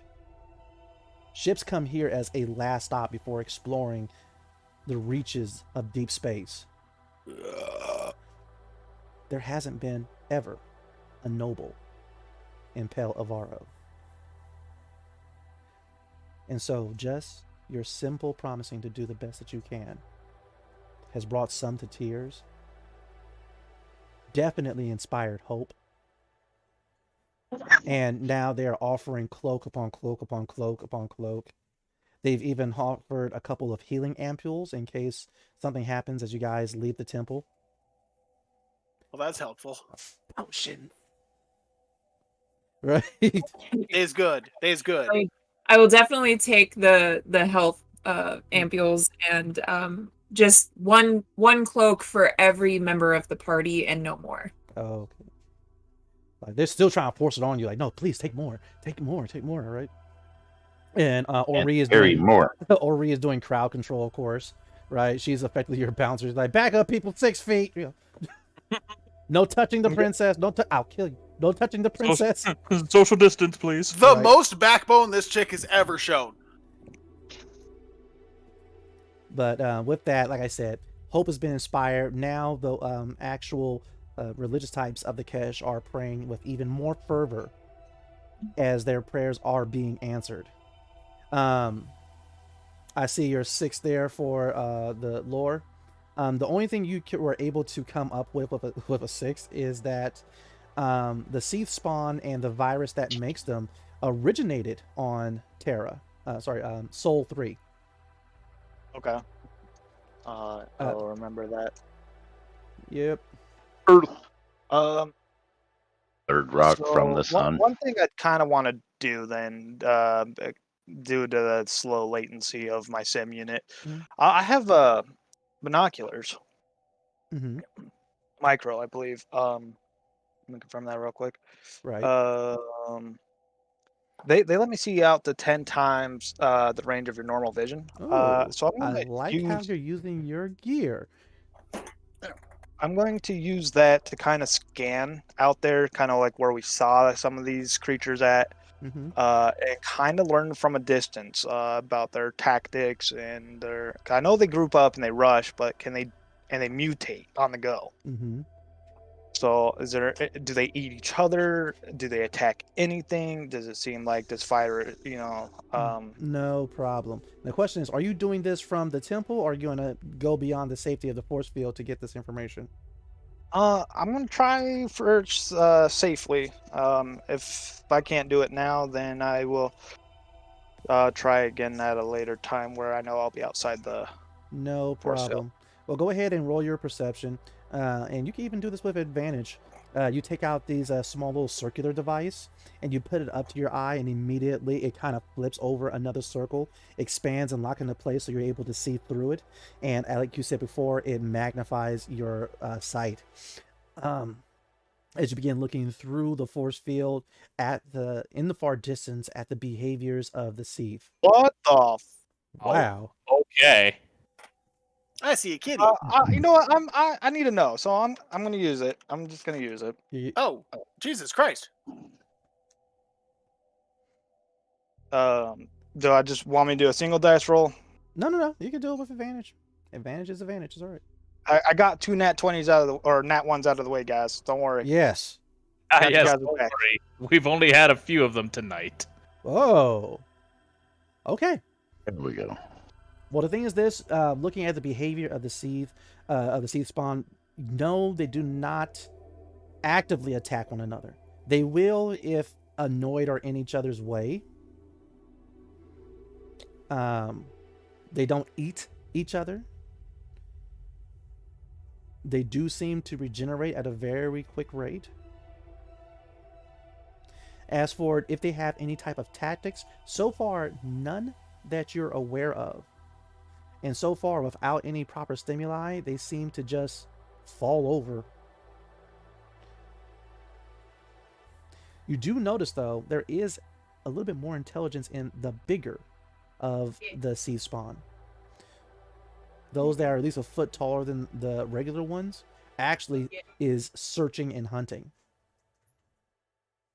So bigger ones, probably more advanced. I'm gonna start marking this down in my journal.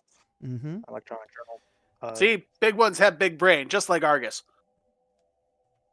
Who cannot defeat a small little droid. Yes. Is there anything else that stands out? With a 22, you manage in your magnifying lens, you manage to actually spot the creature that is flying overhead. It is what is known as a drake. Okay. Something along a 50-foot long reptilian alien, bestial in intelligence. Its scales are a combination of white and silver.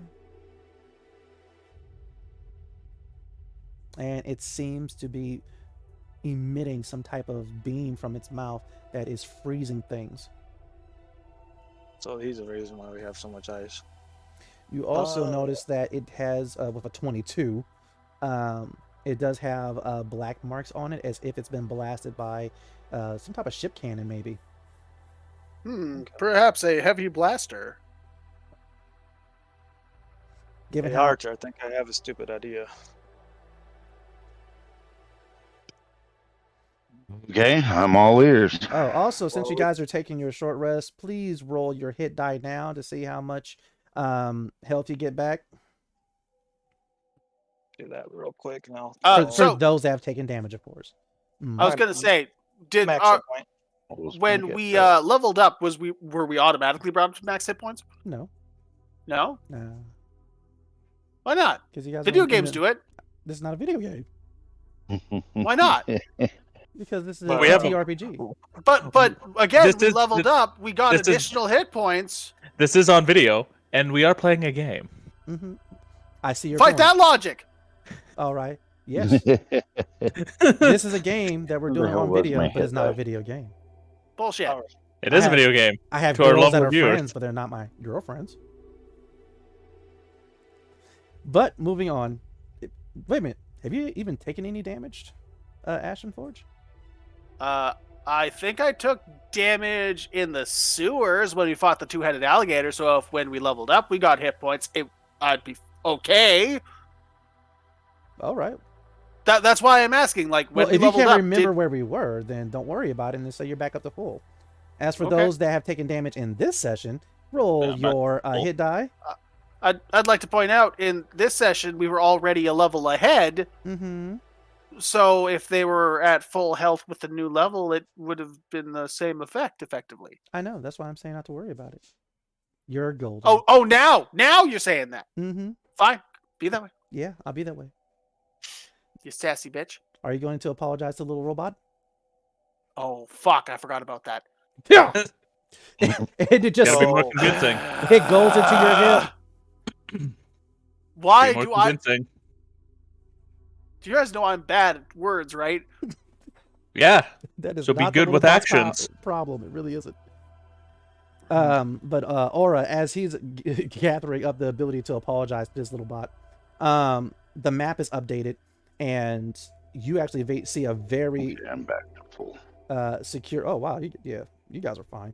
A very secure path to where seemingly Silva and the other survivors are being kept. Unfortunately, it's just a safe way there that will bypass the seed.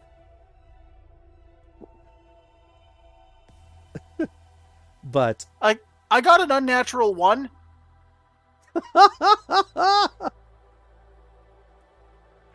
so tell me, okay, in a minute, but yeah, Aura, you know where to go to save the rest of the survivors.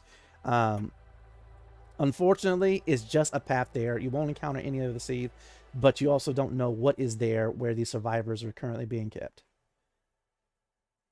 All right, I'm going to share that information with the party after a short rest.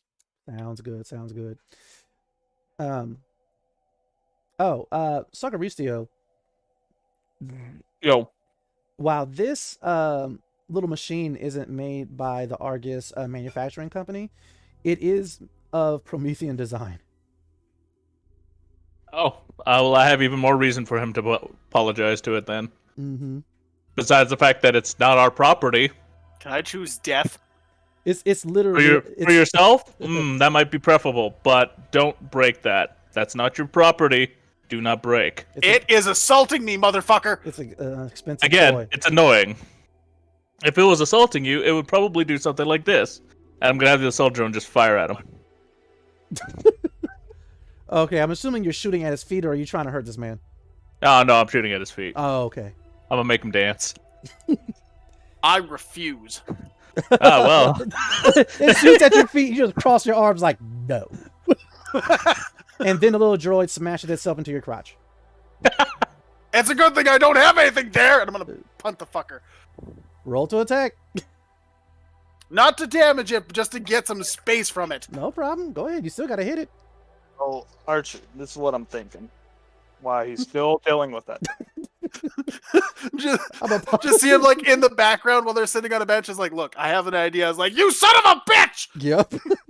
So I'm gonna Right. hand him my binocular and point out the Drake. 24.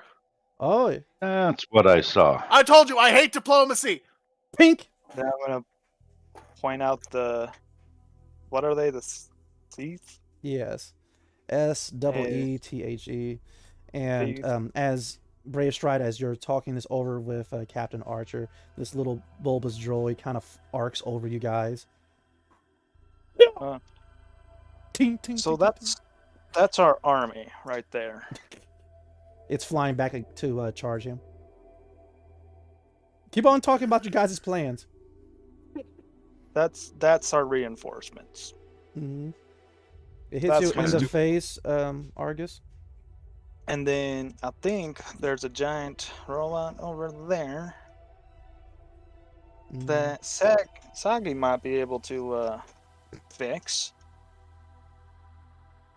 And we might be able to use that to our advantage too. This From my creature is understanding, we have a lot of Lorendi to deal with. But I mean, I don't know how those things got made in here, but they seem to attack anything that moves. The bigger ones are hunting. Mm-hmm.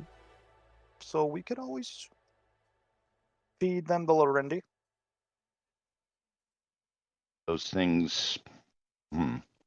How that virus got here, I couldn't tell you. But I'm familiar with that virus. So, if you're thinking of controlling them, don't. No, not controlling. Baiting.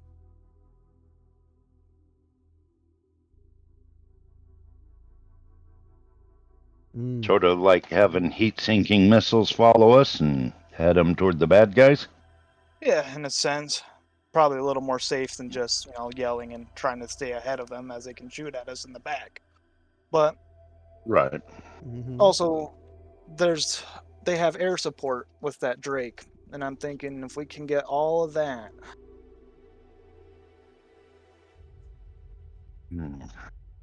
You're sure the Drake's working with them?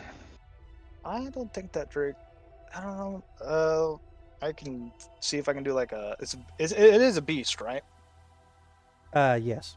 Did I do a lore check real quick to see if I remember if these things are even controlled? Yes, you can. While you're doing that, Argus, did you toss a flare at the ball droid? I'm trying to gently pass one to it to see if it will take my offering of peace. Because this thing is really starting to piss me off, and someone's not letting me destroy it! Again, not our property. Okay, because I saw the 18. It's not assaulting you. I'm sorry, take this flare! And I was like, wait a minute, did you just toss a flare at this little toy?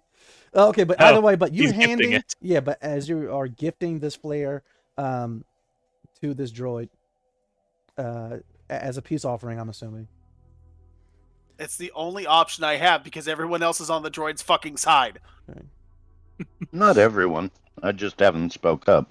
Okay, first of all, he's indifferent. You haven't gambled against me. I know 2 others here who have. Either way, something is shot at this Drake. Argus. Okay. You reach into your pack, you pull out the flare. Do you give it to him lit or unlit? Unlit. Just want to make sure. All right, and you hand it to him. And with that, it kind of unfolds an arm, and it snatches it, and it looks it over.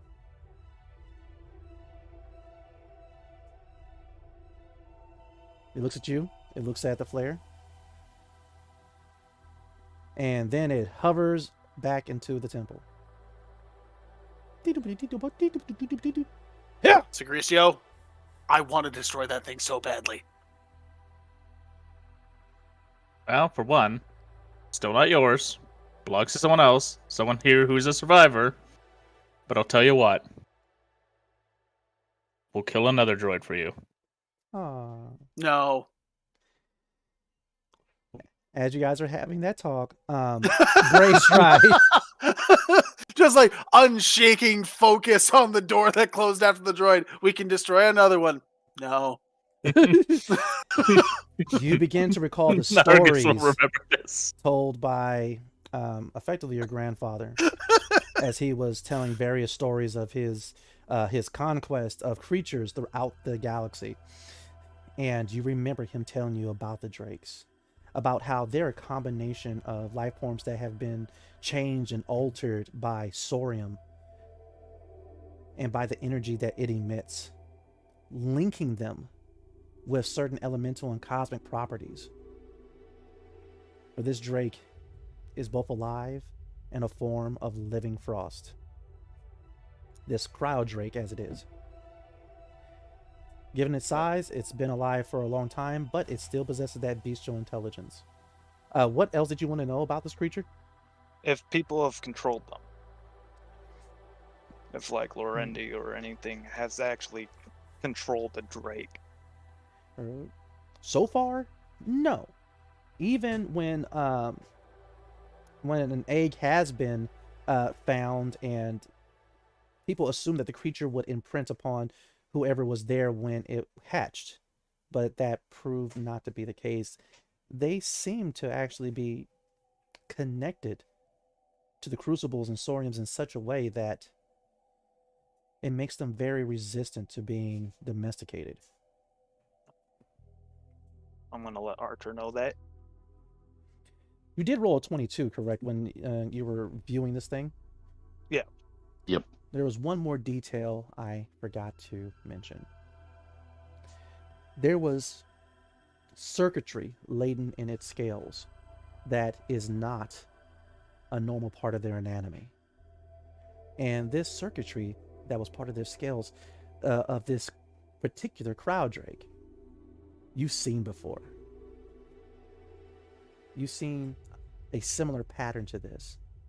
But that will require a DC 10 intelligence check, excuse me. But to recall that. But this is no normal cryo drake. I don't remember shit. No problem. But either way, what do you do? I'm letting him know that I think this is what we do. Get that robot up and running. We get those things attacking the Cease, attacking the Lorendi. What's that as their air support? Because I have a feeling once you piss off a Drake, they don't forget. That's very accurate. And I don't think we have enough manpower to deal with a military convoy. No, we don't. Aura, you have the cloaks. The map has been updated. You know where, and you've already shared that with the rest of the group. You do see, of course, that little girl. She's happy and she's playing around with her bot, and for some reason she's using a flare like a wand. You don't know why. So, because it's an asshole, that's why! But yeah. Wingardium Leviosa. Yeah, she is trying to cast spells with the flare. I cast light. But either way, let us say that you all regroup. Now that you kind of have a plan about what to do next, you guys have a route that will bypass the seethe, at least the known seethe. And you know where another group of survivors are.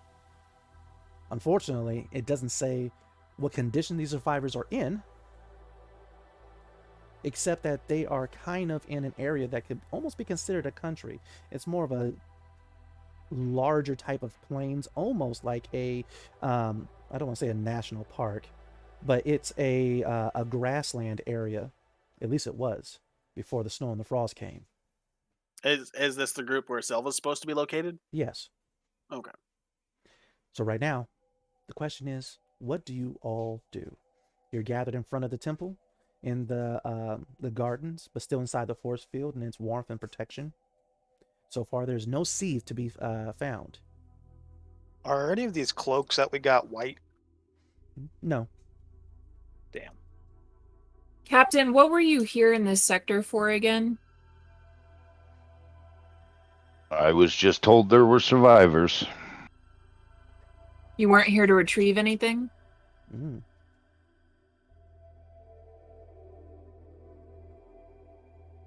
Just kind of stare at her. Is it similar to the thing that's in the box in your ship? We'll talk about that a little later, just you and I in private. Well, I'm only asking because I think I can hear them. I had a feeling you could. So if we're looking for it, I might be able to listen for it. With that map, whatever Keshin artifact is here, you have pinpointed it to being in the power station. The power station is further up north, beyond the encampment of the survivors.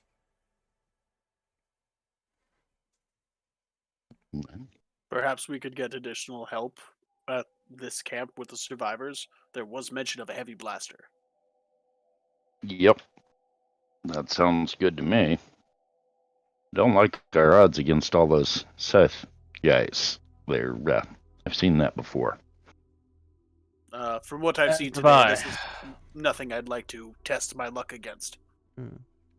And you'd be smart to think that. You seen the fight with the robot, didn't you? Didn't you? It's okay if I'll you didn't. stand on the I fourth and recorded it drink on my the drone. fifth. All right, so the question is, are you guys ready to leave the safety of the Keshian Temple and its force field and head north towards the encampment? Things are only We going done a short rest. Yes, you guys have completed your short rest. I'd like to point out the longer that we wait, the worse this whole situation gets, so Argus votes to snap to it. Sounds good. All agree, or is there anyone who would like to oppose and stay there in the safety? No, let's get to this. The There Last are of other Us people in out there and other space! objectives. Okay, I'll check in with the High Priestess before I leave. sure. Let's get to that. Grab a scene. white sheet while you're at it. Yes, please. I need a I'm white going to sheet. ask the High Priestess for a white sheet. Definitely. So, before you guys depart, the priestess, she comes back and she has a folded white sheet, as well as the last healing ampule she can find. You guys have a total of 4. And I was, please take this, princess. Is there anything that you need? Just a lot of luck and a lot of faith. Thank you for all of your help. We are to thank you, your grace. You will be successful. The triumvirate has already said it so. And then with that, her eyes kind of flash this golden color. And immediately she starts looking straight up, her arms out, and this golden, seemingly electricity kind of surges through her body. You are the one. You will find the core stones. You will find the 4. The 4 will see the 5th. You will unlock the 5th. Before finally she comes to her senses. And she said all of that in ancient Keshian. And with that, she pats her head. She goes, "Oh, forgive me, your grace. I don't know what happened. What were we talking about?" You were just wishing me safe travels. Oh, I will let you know what happens either way. of course, your grace. You will be successful. The triumvirate have already said so. Your visage is upon me as mine is upon you. She hands you the sheets, or retakes them, and she heads back into the temple. Ori, do you know what these core stones are? Your grace, they are ancient. They are a myth, a legend, maybe of... They say at the heart of every crucible. Sometimes it produces a gem of incredible cosmic power. But the crucibles that have been allowing transport throughout the entire Silverine Arc, none of them have produced a core stone. So it's merely a myth. And there are dozens upon dozens of crucibles. There's nothing particularly special about them. I believe she was speaking gibberish to you, your grace. That didn't look like gibberish. That looked like divine intervention. If I may say, your grace, it looked as if she was having a seizure. I don't believe her to be well. Well, we'll find out, I guess. If it's meant to be, it'll happen. But I'm going to head back to the party. Mm-hmm. And you guys have acquired a sheet. So, I don't know who's keeping track or who's keeping these ampules, but you guys do need to divvy that out amongst you guys. I do need to know who is actually carrying a healing ampule. You have 4. I should at least carry 1. I'm the least likely to just randomly die. So you think. While they figure that out, I'm pinning a sheet to my cloak. Got you. I only say that just because of higher AC than most people, as well as probably one of the highest HPs. That's my only argument. Gotcha. Yeah. I imagine Ori would probably want to keep. Definitely. All right, so we have Ori has one, Argus has one. That leaves two. The other two, I got healing. So you said you want the other two, or you don't need the other two? Don't need the other two. Give it to Raylan and I'll take one. Okay. So Archer, Brave Stride, Argus, and Ori have the healing ampules. Okay, cool. So with that, you guys head out of the protective force field around this kitchen temple, back into the biting cold, but so far not so stinging, thanks to the cloaks that you guys managed to acquire from the Keshian temple. Utilizing the updated map that you got from the priestess and the further information from the survivors that were gathered there, you guys weave through the remains of this ruined frozen city. You do see hordes and masses of the seethe off in the distance. Every now and again you'll see a straggler, but so far you guys were able to easily bypass all of them. Even to leaving the buildings of this downtown sector of Segment 4 and into what would be considered the grasslands, but right now it is just a field of snow. You guys begin trudging up the hill, and before you get to its crest, peeking over,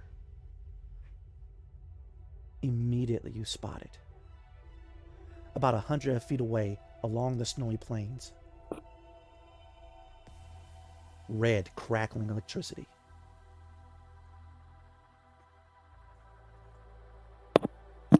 I'm going to yell out in Dendusi to stand down. Well, before you do that, let me finish describing the scene. It seems as if these poles have been erected that are making a red electrical fence around an area. Inside this fence is some type of larger stage, and on top of it, it seems as if a ship's dual cannons have been mounted onto it and is being used similar to like a turret or anti-aircraft gun. A large red colored robot is patrolling around the outside of this electrical field and through the arcs of electricity. People, aliens, the survivors are on their knees, hands bound, feet bound. A very annoyed Lorendi in full armor is sitting at his blaster cannons, somewhat vigilant and somewhat annoyed, every now and again blasting one of the survivors with his Esper abilities.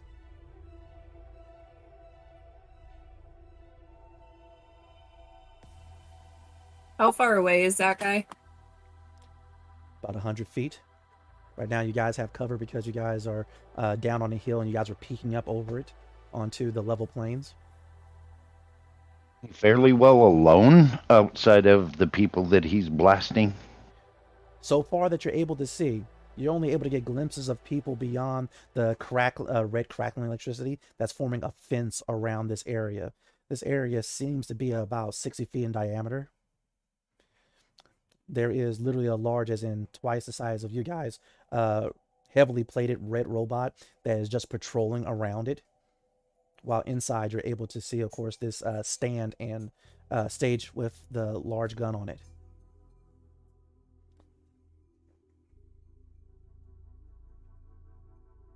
So, my players, what do you do?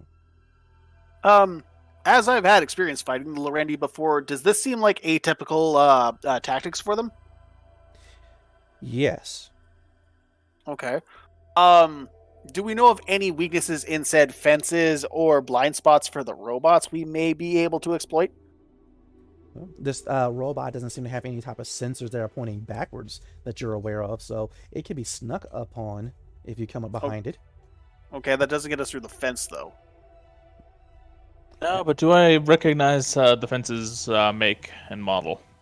Yes. This Given is my background. Given your background, yes. This is all, of course, Lorendi construction from their manufacturing companies. Okay, so learned a manufacturing company, so this is probably more military grade, given its make and its use. Which means there's going to be an isolated power box somewhere. This is true. Once again, another explosion rings out in the distance from the power plant. We need to take this fortification before we move forward. Agreed. There should be a power box for the fence somewhere. We may have to follow behind. Anything you can do with the guard? Well, you said princess. Sorry, go on. If I can get within, 60 feet maybe, I might be able to psychic blast him. Actually, get me a little bit closer. I might be able to pick up something on any nearby computers. I could always wrap around and start shooting from stealth. That way they're all focused in my direction. Guys, that is unwise. Those heavy blasters, when they start firing, you will most likely be disintegrated. Well, I'm relying on you guys to make sure I don't get disintegrated. No, for right now, we should stay as silent as possible. The arrogance of the Lorendi is typically their weakest point. I'm inclined to agree with the big guy here. All right. So I could do something a little bit more unwise.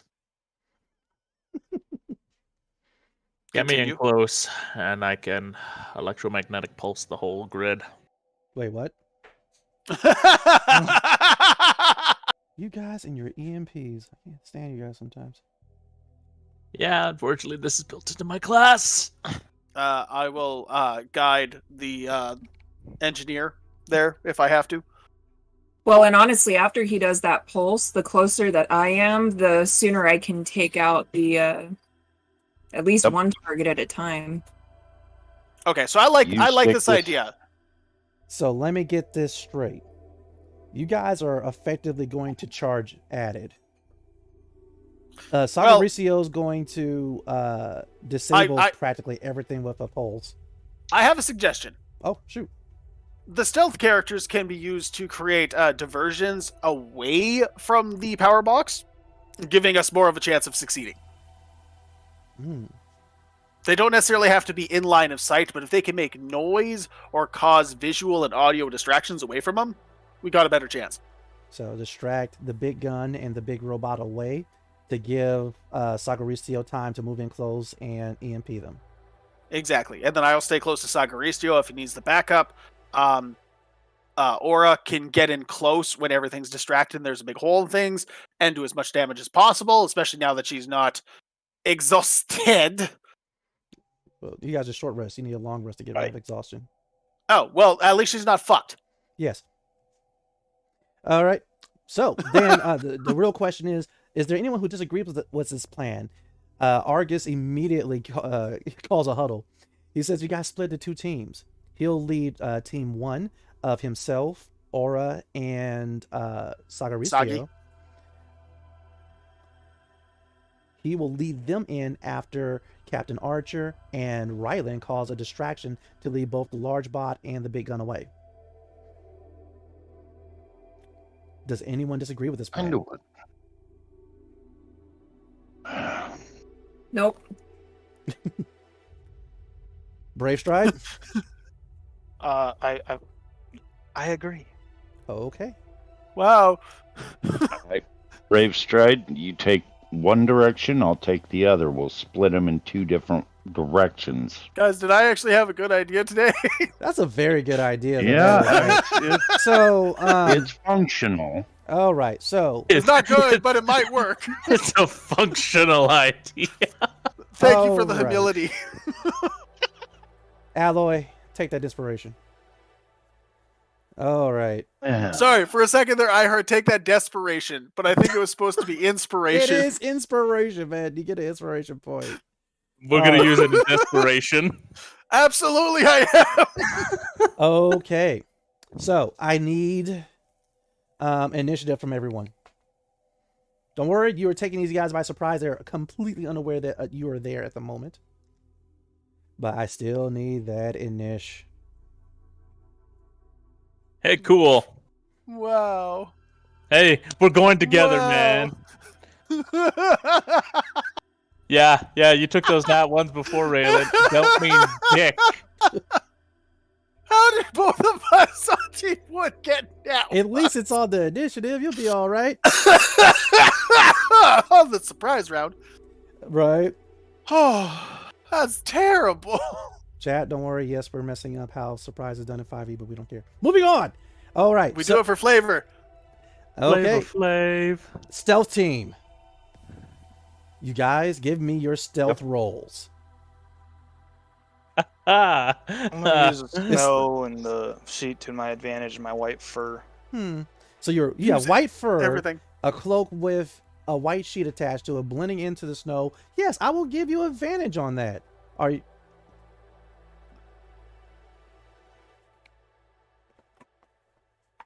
What was the DC I was shooting for? Well, you're actually shooting against this Lorendi's perception, since he is keeping a sharp eye out. Well, he ain't seeing the kitty cat. This is Also, true. with Expert Wayfarer, since we are splitting directions, that would technically mean I am alone. I get to move at stealthily at normal pace. Okay. Let's see. We have a 22 for Rylan, who's become one with the snow. And we have a 14 for Captain Archer. Both of them head over to the west.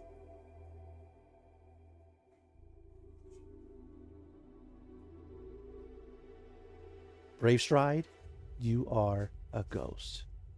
Completely unseen, and if you so desire, you can get right up to the crackling red electric fence.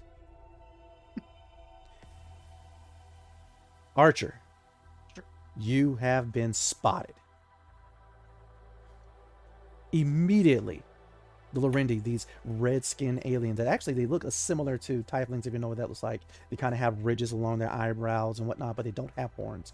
But either way, immediately he spots you. So they look like traditional. Oh God, what was the race that Darth Maul was? Oh, Zabrak? Zabrak, yeah. Yeah. It looks like them, just without the crown of horns. Okay. Yeah, we'll deal with that. Yeah, and they have hair. Hey, devil dude. Oh, Seeing yeah. as he spotted me. Mm-hmm. You still have an action and a bonus, but you did your move. Do you do anything before he does something? Fence is still between him and I, if I understand this correct. This is true, but he's on an elevated platform, pretty much with a 360 rotating dual cannons, kind of like the ones that are on your spaceship. So I do have a clear line of sight on him. I could shoot him. Yes, he has cover from the cannons, but yes. Okay. If you're going to be shooting at him, roll with disadvantage.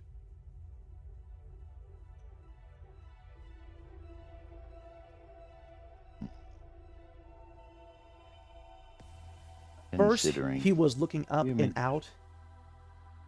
He looks as if he was a little spooked at first, but then finally he sees you, Archer.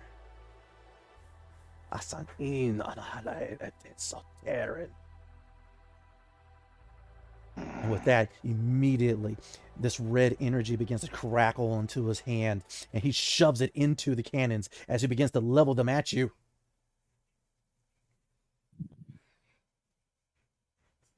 The people, the survivors, they begin to kind of cry out in their various languages. Okay, but remember, you're doing this at disadvantage. Ah. Oh, crap. That's right. So I gotta read. D20 plus 4 again. That's all right. Yep.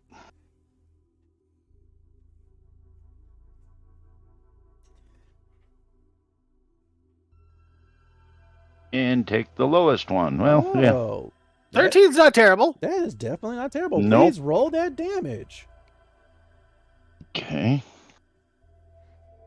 2d6 or 1d6 Oh, 2. definitely. And so immediately you whip out your blaster. All right. cock it, aim it, you fire it with 13. You definitely hit the dual cannon, but not the Lorendi. Oh, but max damage. 8 points. Yeah, you shoot it right alongside the barrel where it connects to the main housing, and a spark kind of explodes off, and it begins to smoke just a little bit. Good shot on the dual cannons. Question. Hmm. Is the platform it's on metal? Yes.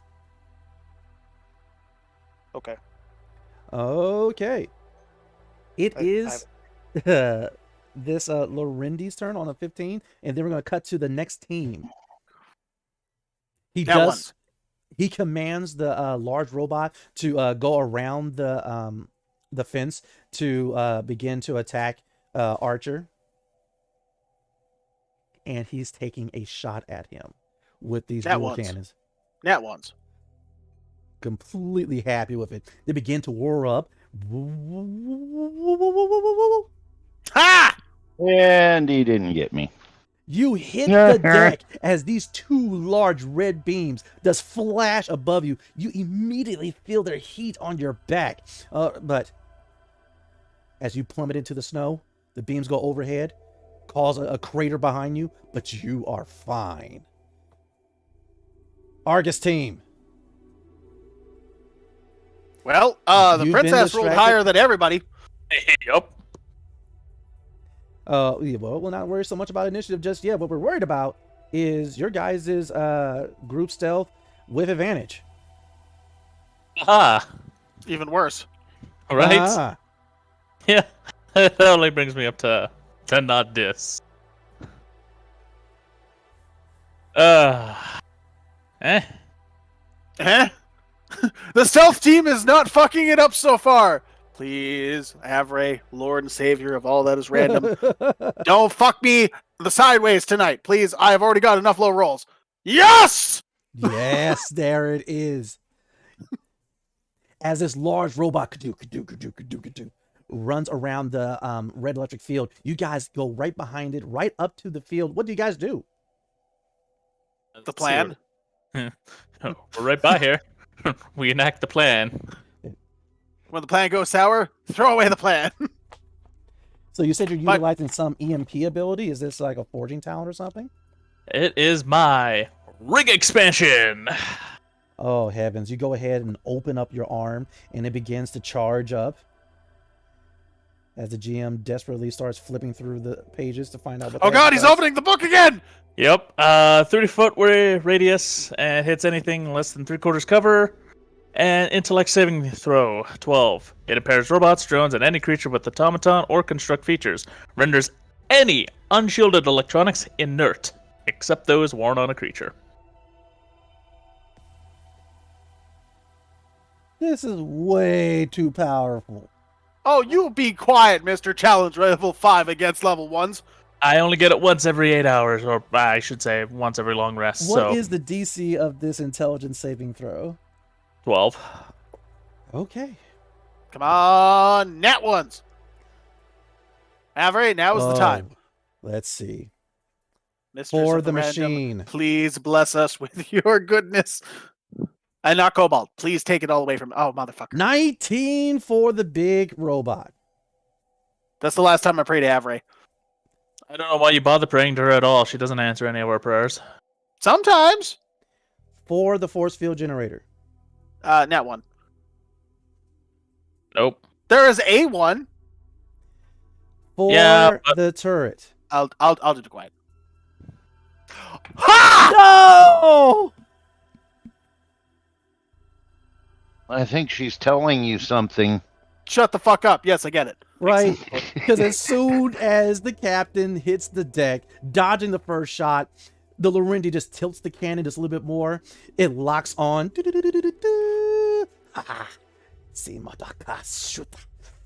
And he squeezes the trigger. Click, click, click, click, click, click. As he starts beating up the cannons, trying to figure out what's going on, there's this pulse of energy that just washes over the current area. The energy field crackles and flickers for a little bit. It almost turns off, but turns right back on. The survivors looking out like, huh, For a moment, the huge red machine stops, but then it resumes. But that was what Sacaricio does. Aura, do you do anything? Right now, you're about 60 feet away from the Larendi.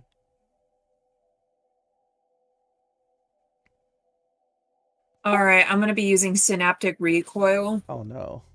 She's utilizing the mind powers. So it's a wisdom saving throw. What is that DC? So is the fence still up or is the fence down now? Fence is up. Up. Okay. And I think it's 13. Okay. Oh, she's on my side.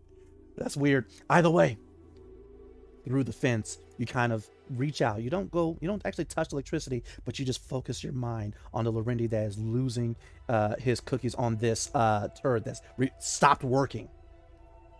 Your eyes glow. His head glows. He puts his hand up to his head like, He shakes it off and he immediately turns and looks at the second group.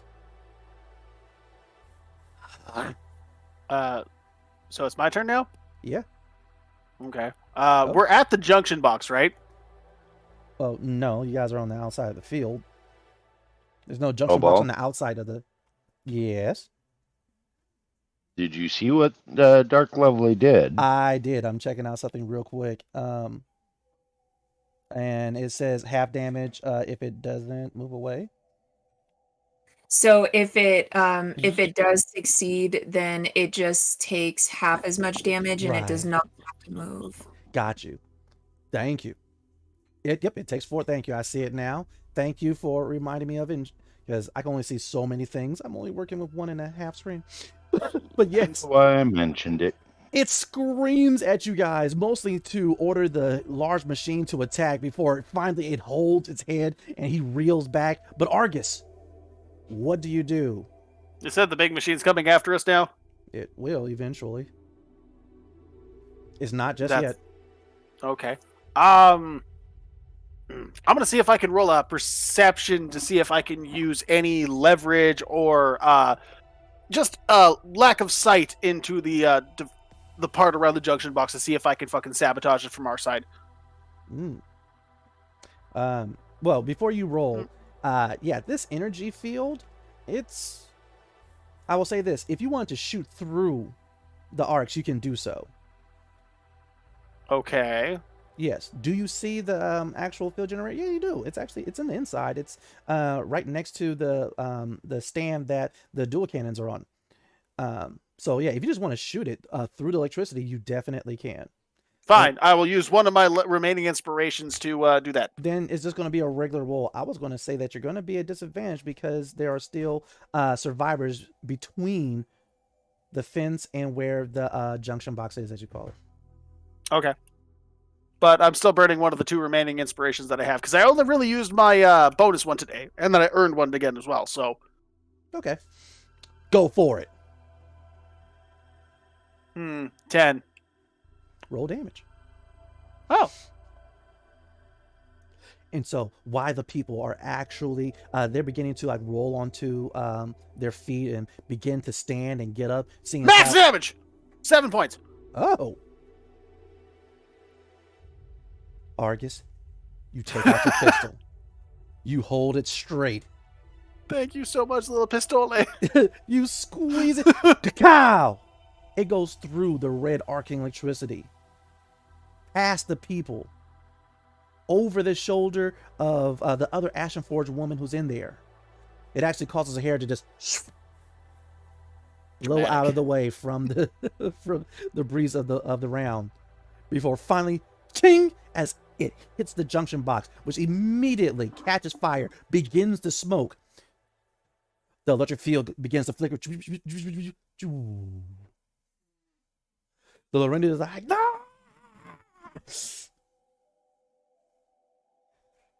And we will go into regular combat.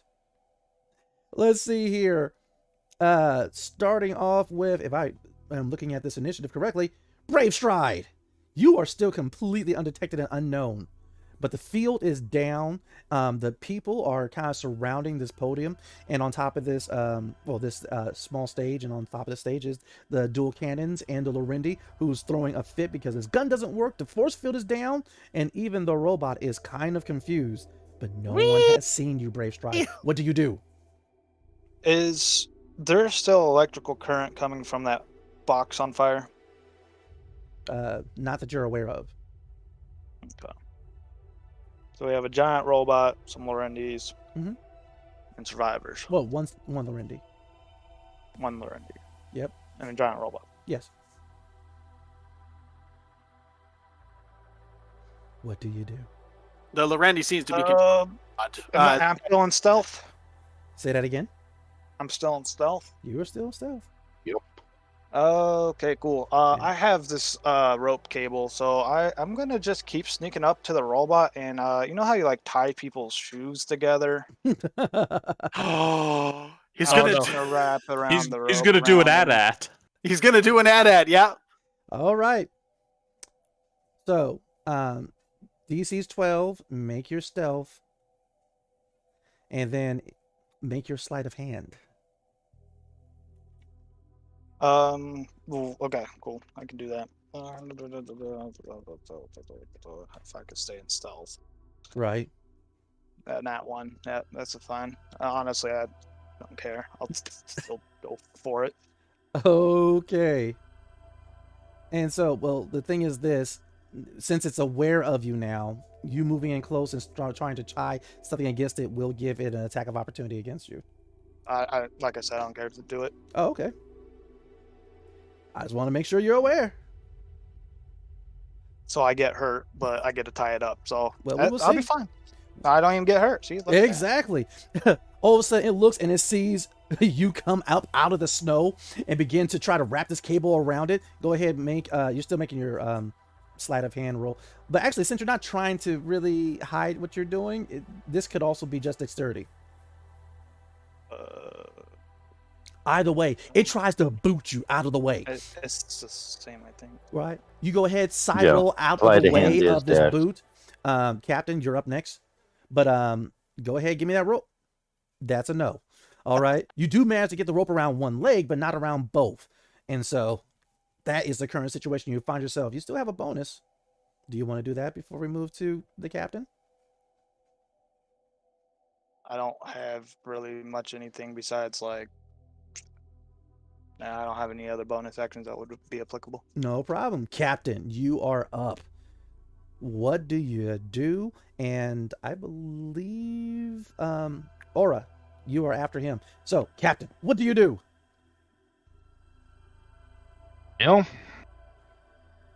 Pew pew. All right. Are you shooting the Lorendi or the robot? The Lorendi. Then roll that damage. I'm already focused on him. All right. Because right now, this Lorendi, first he was upset with the dual cannons. Yeah, keep on rolling that damage. And then he was upset at the field. And then all of a sudden, this thing has popped up by his robot. For 5 points. He sees the Ashen Forge holding the smoking pistol. That's the result of why his electric field went down. And he begins gathering up his Esper energy. As like the round just catches him right in his side. Go ahead and roll that death strike damage too. Well, that's true. Yeah. Which is an additional D6. Yep. It gets him right in the side, and he's like, ah! I think at your level it's 2d6 now. Oh, crap. Yeah, yeah. Oh. Oh, no. For 9 more. 14 total. Got you. It gets him right in the chink of the armor. And he's holding his side now. He moves his hand just a little bit to see that blood has been drawn.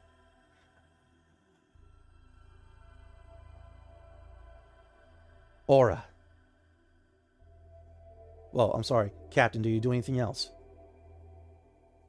I bonus will action. use my move to disappear stealthily.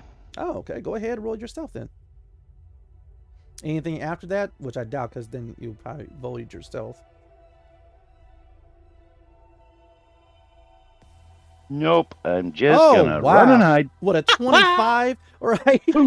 He gets shot. Beautiful. The Lorendi gets shot out, looks at the blood in his hand, and he looks to where the round should have came from, and just sees nothing but like a wisp of snow just blowing across the plains.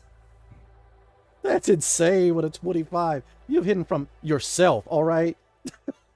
Aura. I've lost me. Ever heard of whiteout? Bam! It's gonna be Laura, then the robot, and the Lorendi. Aura, what do you do? I'm gonna keep going after the guy that I tried to use my first attack on. I'm just gonna do good old Psy Blast. Good old Nice. brain blasting. Mm. So there I was, blasting. All right. What's the saving throw he has to make? So I think I just have to beat his AC. Okay, coolness. You can do it. The AC is 14. I have faith.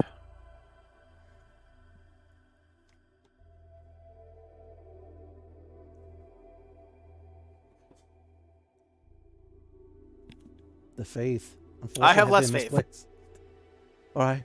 You still are continue to concentrate, still trying to get into this Lorendi's mind. But aside from the language barrier, unless your character speaks Nasiv, She does. oh, either way, you're unable to get through his hatred, all right, and his sheer rage, mostly at the, you feel how upset he is at being stationed here, how he feels that this is so below him. You also feel his intention to start murdering survivors. You feel that he has an ace up his sleeve. As do you do anything else before we move over to him and the machine? I'm just gonna draw out my light pistol and wait for my next turn. Okay, sounds good.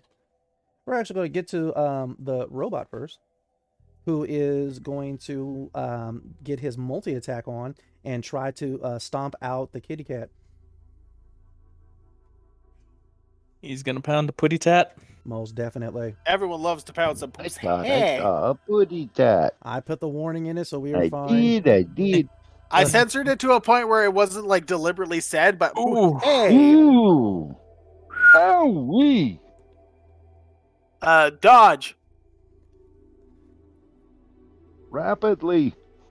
What's the damage? Pain. Yes, we are aware that it's pain. See, Marine time to make page 91. Like, note the book. Okay. No, stop breaking up the book. The damage is 11. Oh, All right. So you're alive. It tries to stomp you out. You dodge the first one, but as soon as you finish rolling out of the way, the second mechanical boot comes down, lands on your chest, and you feel multiple pops and cracks. It begins to lean in, and you see its sensors in his face and lights begin to light up even brighter red.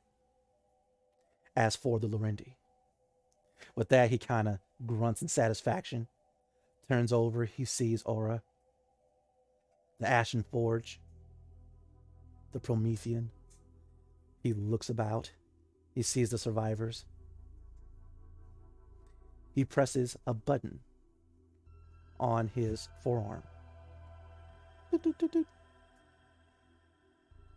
And all of a sudden, 4 attack drones materialize around him. Sorry, give me a second. I need to open up the rulebook because I just need to double clarify something. Because this may also involve the that implant that I apparently got as an STD may or may not work. With that, he sends his drones out to attack the 4 of you because the captain has vanished somehow. That's what I'm good at. Apparently. Especially with a 25. Let's see here. Tactical drill. pretty much every time I've wanted to disappear. Yeah. You've done it. Yeah. Stop rubbing it in. All right, going around. Argus. Does a 5 beat your AC? Fuck no. Brave Stride does an 8 beat your AC. Nope. All right. Aura. Does a 15 beat your AC? It does. All right. Gun mount, take the 5 points of damage. And last but not least, Sagaristio does a 13 meter beat your AC. Nope. All right. With that, these drones fly out and begin just rapid firing the entire area. A couple of them whip over Ori's head and strike home with Aura, further damaging her, even though she was already exhausted in the first place. With that, Ori freaks. You're crazy. And now she is attempting to, she has her hands outstretched as she's trying to be a human shield.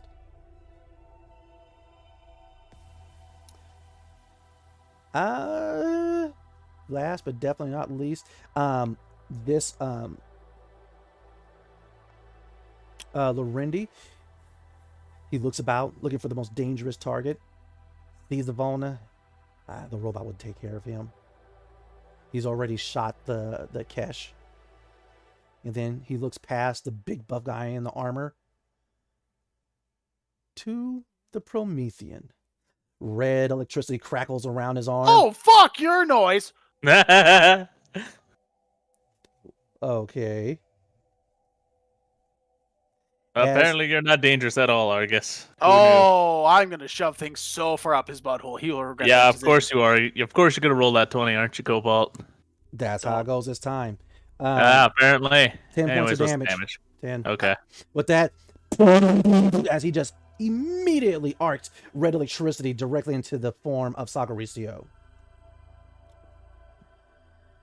Bad guys are done. How far away is Buddy? How far is which buddy? The Lorendi. He is 60. So if I do a dash action, therefore spending my main action to get in there and get up close, I can still action surge and be up his butthole, right? Pretty much. So yeah, it's going to be you, Argus, and then Sagaristio. Argus, what do you do? I'm doing exactly that. I'm going to spend my action to dash and double my speed and get up close. And then I'm going to use my bonus action to get a melee attack. And also, I do need clarification on this. Did I have a chance to at least bond with that implant that got slurped into me? Or am I doing this like all natural? You know what? This is the time. You see... Tend to spread your disease. You see the mechanical foot of this huge robotic monster crushing... 16 to hit. Oh, okay. Crushing the form of a Brave Stride. Things are moving in slow motion as you turn over and you see Princess Aura struck by these drones that are flying all over the place. Ori freaking out. The captain's nowhere to be seen. Sagaristio's being electrocuted, and something in you just snaps. Red energy bursts forward, and you begin flying towards them. Not literally, but you are traveling with tremendous speed through the ice, past the barriers, through the people. You come up off of the ground, flying towards this Lorendi who is on this stage. There's another flash of red energy, and these red particles begin to form some weapon in your hands. Describe this weapon. It's a big glowing glaive, 8 feet long at its absolute length, but a weighted 6 foot length with a 2-inch blade or a 2-foot blade on it. Ooh. Summoned out of pure energy as I come down upon him. It starts off as energy before the Sorium mixes in and makes it a solid, actual, living weapon. And with a 16, you definitely cleave into this Lorendi. Roll the damage! Okay. Since I hit, I'm going to automatically trigger Force Drive, which will also increase my damage by an additional 2e6. Oh. And you'll have to do a Constitution saving throw. Versus... Oh, maybe it is Constitution. Just give me a second just to double check. It's the first time I get to use such fun stuff. Ooh. Force Drive. Mm. Okay. So, Force Drive. The target takes an additional 2d6 points of force damage and must succeed on a Constitution saving throw or be pushed up to 15 feet and knocked prone. Okay. So that'll be 1d10 plus 2d6 plus my melee damage. Definitely. You wouldn't happen to know the DC of that saving throw, would you? 13 at this current rank, I believe. It rolled a 12, and so it's going to go flying back. Roll that damage.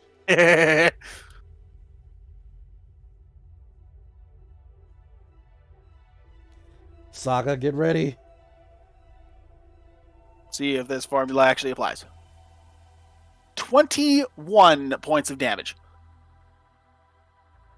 And he is thrown 15 feet and knocked down. Huh.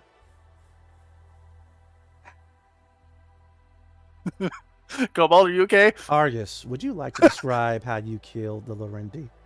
Oh, abso-fucking-lutely. So, as I come down with this newly established glaive that materializes in my hand, I come down and he tries to step back, but it hits the ground, bounces up, and I step forward and thrust it into his stomach. Oh. And his and I's eyes lock for just a quick moment as a smile spreads across.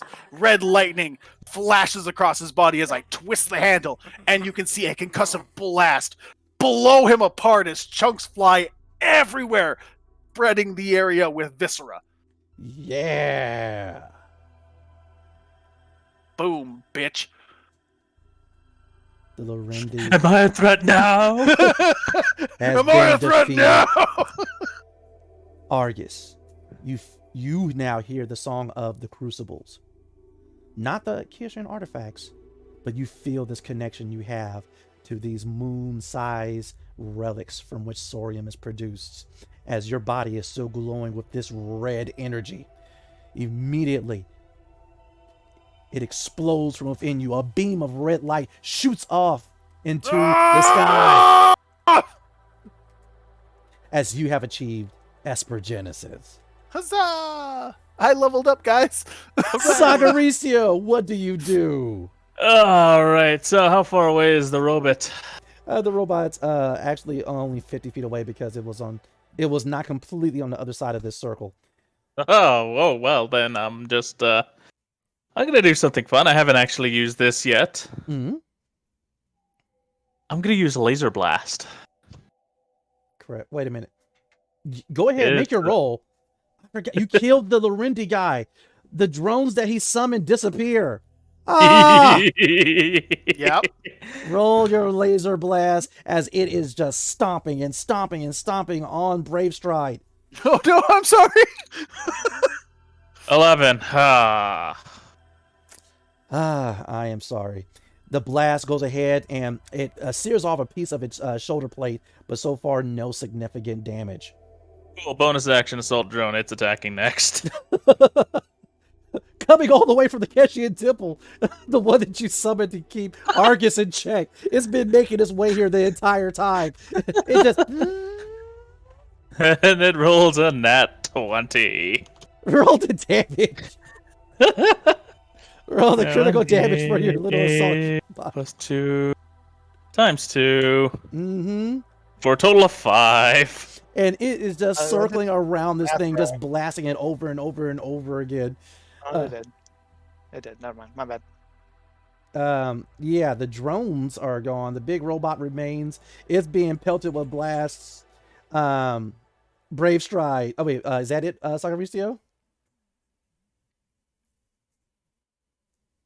Uh-oh. Tonto Tomahawk, have we lost you?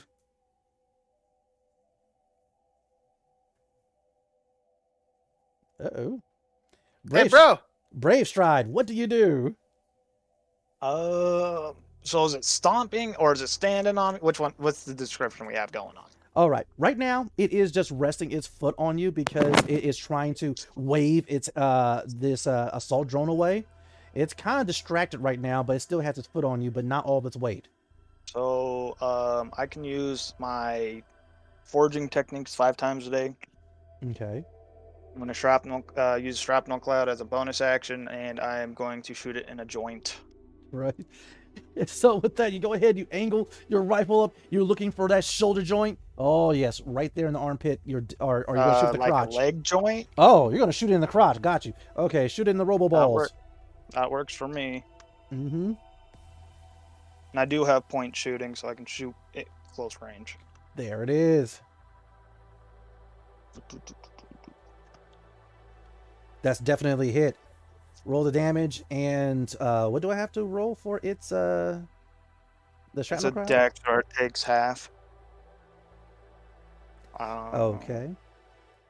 And it's 12 you have to beat. Okay, let's see what happens.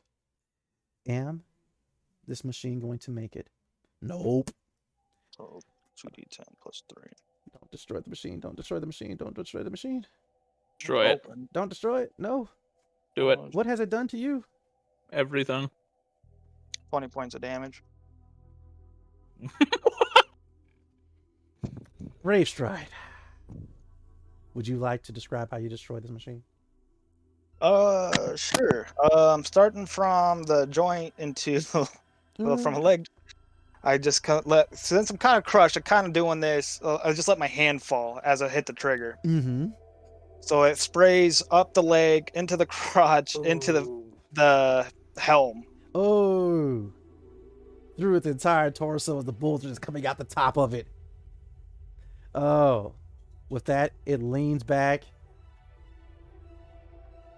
crashes onto the snow in this huge heap that pops up of white powder.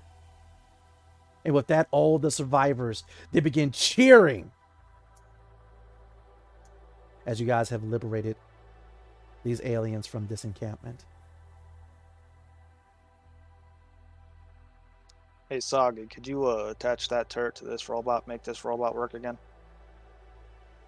Before that It's happens, gonna take me some time. well, with that agreement, You kind of put the robot in pieces. It's gonna take me some time. It was stomping on me like I was a rat. Yes, that's why it's gonna take longer. you guys are having this conversation while the rest of you guys are freeing the survivors from their various binders and etc. Argus, you managed to free Silva, a fellow Ashenforge. You could tell that she's kind of been worked over a little bit, but she is still fine. Just a few cracks in her ashen complexion. But with that, she gets up and she looks at you. Wait, Argus? Hello, Silva. What are you doing here? I'm kicking ass and taking names. What are you doing here? I just saw that you... I know, right? I didn't think Ashenforge could be Espers. This is pretty new to me, if I'm being honest. But I believe someone named Telva sent me to find you. Oh, Telvin. Telvin, yes, that's the one. He seemed quite smitten with you. Really? That's why he was always around. Okay, well, where's he at? Oh, he's dead.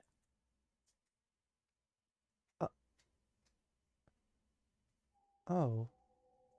We discovered him in the before we got to the temple. He was a husk of what he was before, is the simplest way I could put it. Oh. That's horrible. Well, it is truly tragic, but he did wish for me to convey his feelings upon you, and he always wished to get sword fighting lessons from you. With that, you see she's kind of bothered, but she goes over and pulls her sword out from underneath the heap of stuff that belongs to the survivors that was underneath the stage that the dual cannons were mounted on. Also, I also ran into another one named Helvan. Are you familiar with this one? She immediately stands up straight, flashes her sword on the one that cut his arm off. Ah, excellent. I beat him in a bar fight, and he told me that I own somebody. Do you know anything about this? No. Seems about right. All of a sudden, there's a roar echoing throughout the entire segment. Perhaps someone should man the guns. Give me a second to get it back online. I'm just gonna Fonzie it. The shadow I'm not sure if we have 1 minute. sweeps over. Everyone is looking up. The survivors freak out and begin to scatter as the crowd Drake. Even though it has bestial intelligence, with its keen eyesight, it realizes that it's not being blasted at like it usually is. Soggy, Something faster. has different. It's vulnerable. It roars and begins to make its attack run, and Fonzie the we're cannon. going to call it a night. Right when he gets a 21 to Fonzie it? Yes, when it gets a 21 you to Fonzie it, but remember that dick. 21. All right. Let me go ahead and get us out of here. Well, as Cobalt is doing that, I would love to thank everybody who has participated in the chat, who has watched our videos today. Thank you so much for the support. Definitely. We cannot express how much joy we get out of you enjoying the storyline as well as we are, even if Cobalt is trying to kill us. This is true. But with that, we'll take a bow and thank you all. We will see you all next week. Kill what you can't see. Definitely. Bullshit. He can try. All right, everyone, say bye. Bye! It, What an adventure. Cliffhanger from hell. Thank you again for joining us. I hope you enjoyed. And feel free to activate that like button, subscribe, and leaving some more comments. I want to thank my players Alloy, Master Draco, Dark Lovely, Tonto Tomahawk, and Typhoon 44. And I hope to see you all back here for another adventure in Esper Genesis.